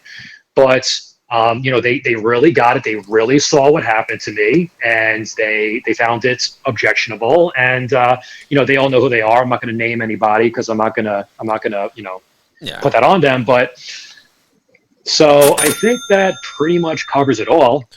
I think so too, and I want to say a couple things myself, but there's one more super chat, and then I'm going to say that Corn Pop says it literally might be Mossad, FBI, or the gapers, he says, that come with the hate. Brush it off like water hitting a duck's ass is what he says. I want to say this. I want to thank you, first off, Ted Feaser, RPG TV, for coming on the show today. I want to thank you. We've had a pretty good back and forth in private, not every day or anything like that, but we've had some consequential conversations, I feel like, that kind of changed my perspective as well. And as far as our beef, I'm sorry I took it as far as I did. Like you said earlier, I know you feel the same way, and I think you're a stand-up guy, and I thank you for giving me this interview, and I think it was really, really good and educational. So I wish you the best, and hopefully we get to talk again sometime. Oh, we definitely will. We definitely will be in communication very soon. So, like you said, there's a storm coming, and I think there might be some collaborative efforts that unfolds there. So I will be talking to you very soon, man. Thanks for having me. Great honor. And thanks for the 3-hour interview. I had no idea, dude. And that's another thing I was gonna say. It flew by, dude. It just flew by. I was sure it was 2 hours, and I looked down. And I said, God. I said, damn, it's 3. Are you kidding me? So I'm going to have to chop this up a little bit when I clip it out. Oh, my God. I didn't know we went. It just flew by, man. I feel like you were really easy to talk to, and I think the audience felt the same way because we held the audience pretty much the whole time. So thank you so much, man. It's funny because, sorry to cut you off, but it's funny because when you asked me to come on, like, I had today's full agenda was already mapped out. Like, there's a lot of shit I'm supposed to be doing right now. Like, I totally neglected, but I was like, I can't say no. I said no. There was a couple prior requests. Yes. I wasn't ready for it, but I'm like, fucking Kino faggot. He got permanently suspended, tag teamed by me and Ethan. I was like, I have to do it. And I knew. Originally, I wanted to tell you, let's keep it to an hour. I knew that was never going to happen. We just couldn't. There's too much, man. There's too much. Yeah. I didn't know it'd go this long, though, and I just want to thank you again for giving me the exclusive, for being so cool, for putting all the bad stuff behind us. I wish you the best in life, and we will be in contact very soon, and I appreciate you coming on today. Thank you so much, Ralph. Talk to you soon. All right, bye-bye. RPG TV, Ted Feaser the legend. Press 1 if you're a Feaserhead. Let's go! Killstream Classic declared by the Ralphamel, and we ain't done yet. Grugman sent $10. Let's fucking go! Mr. Sun came up and he smiled at me. Said it's gonna be a good one, just wait and see. Jumped out of bed and I ran. How you feeling today, Keena Gay? Let me put my dick up on the table, bitch.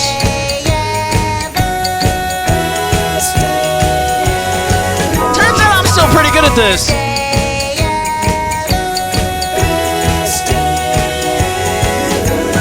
I'm so busy, got nothing to do.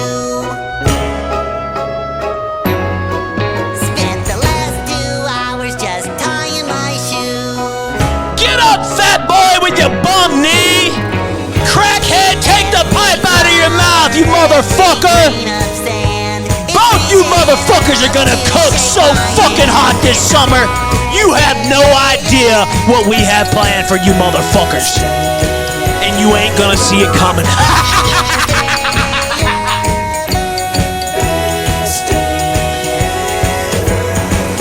Sometimes the little things start closing in on me. When I'm feeling down, I wanna lose that round. I stick my head out the window and I look around. Those clouds don't scare me, they can't disguise this magic that's happening right before my eyes. Soon Mr. Moon will be shining bright. So the best day ever can last all night. Yeah, the best day ever's gonna last all night now. It's the best day ever. It's the best day ever. Hey, Keena Shay, why don't you tweet about it, bitch? It's the best day ever.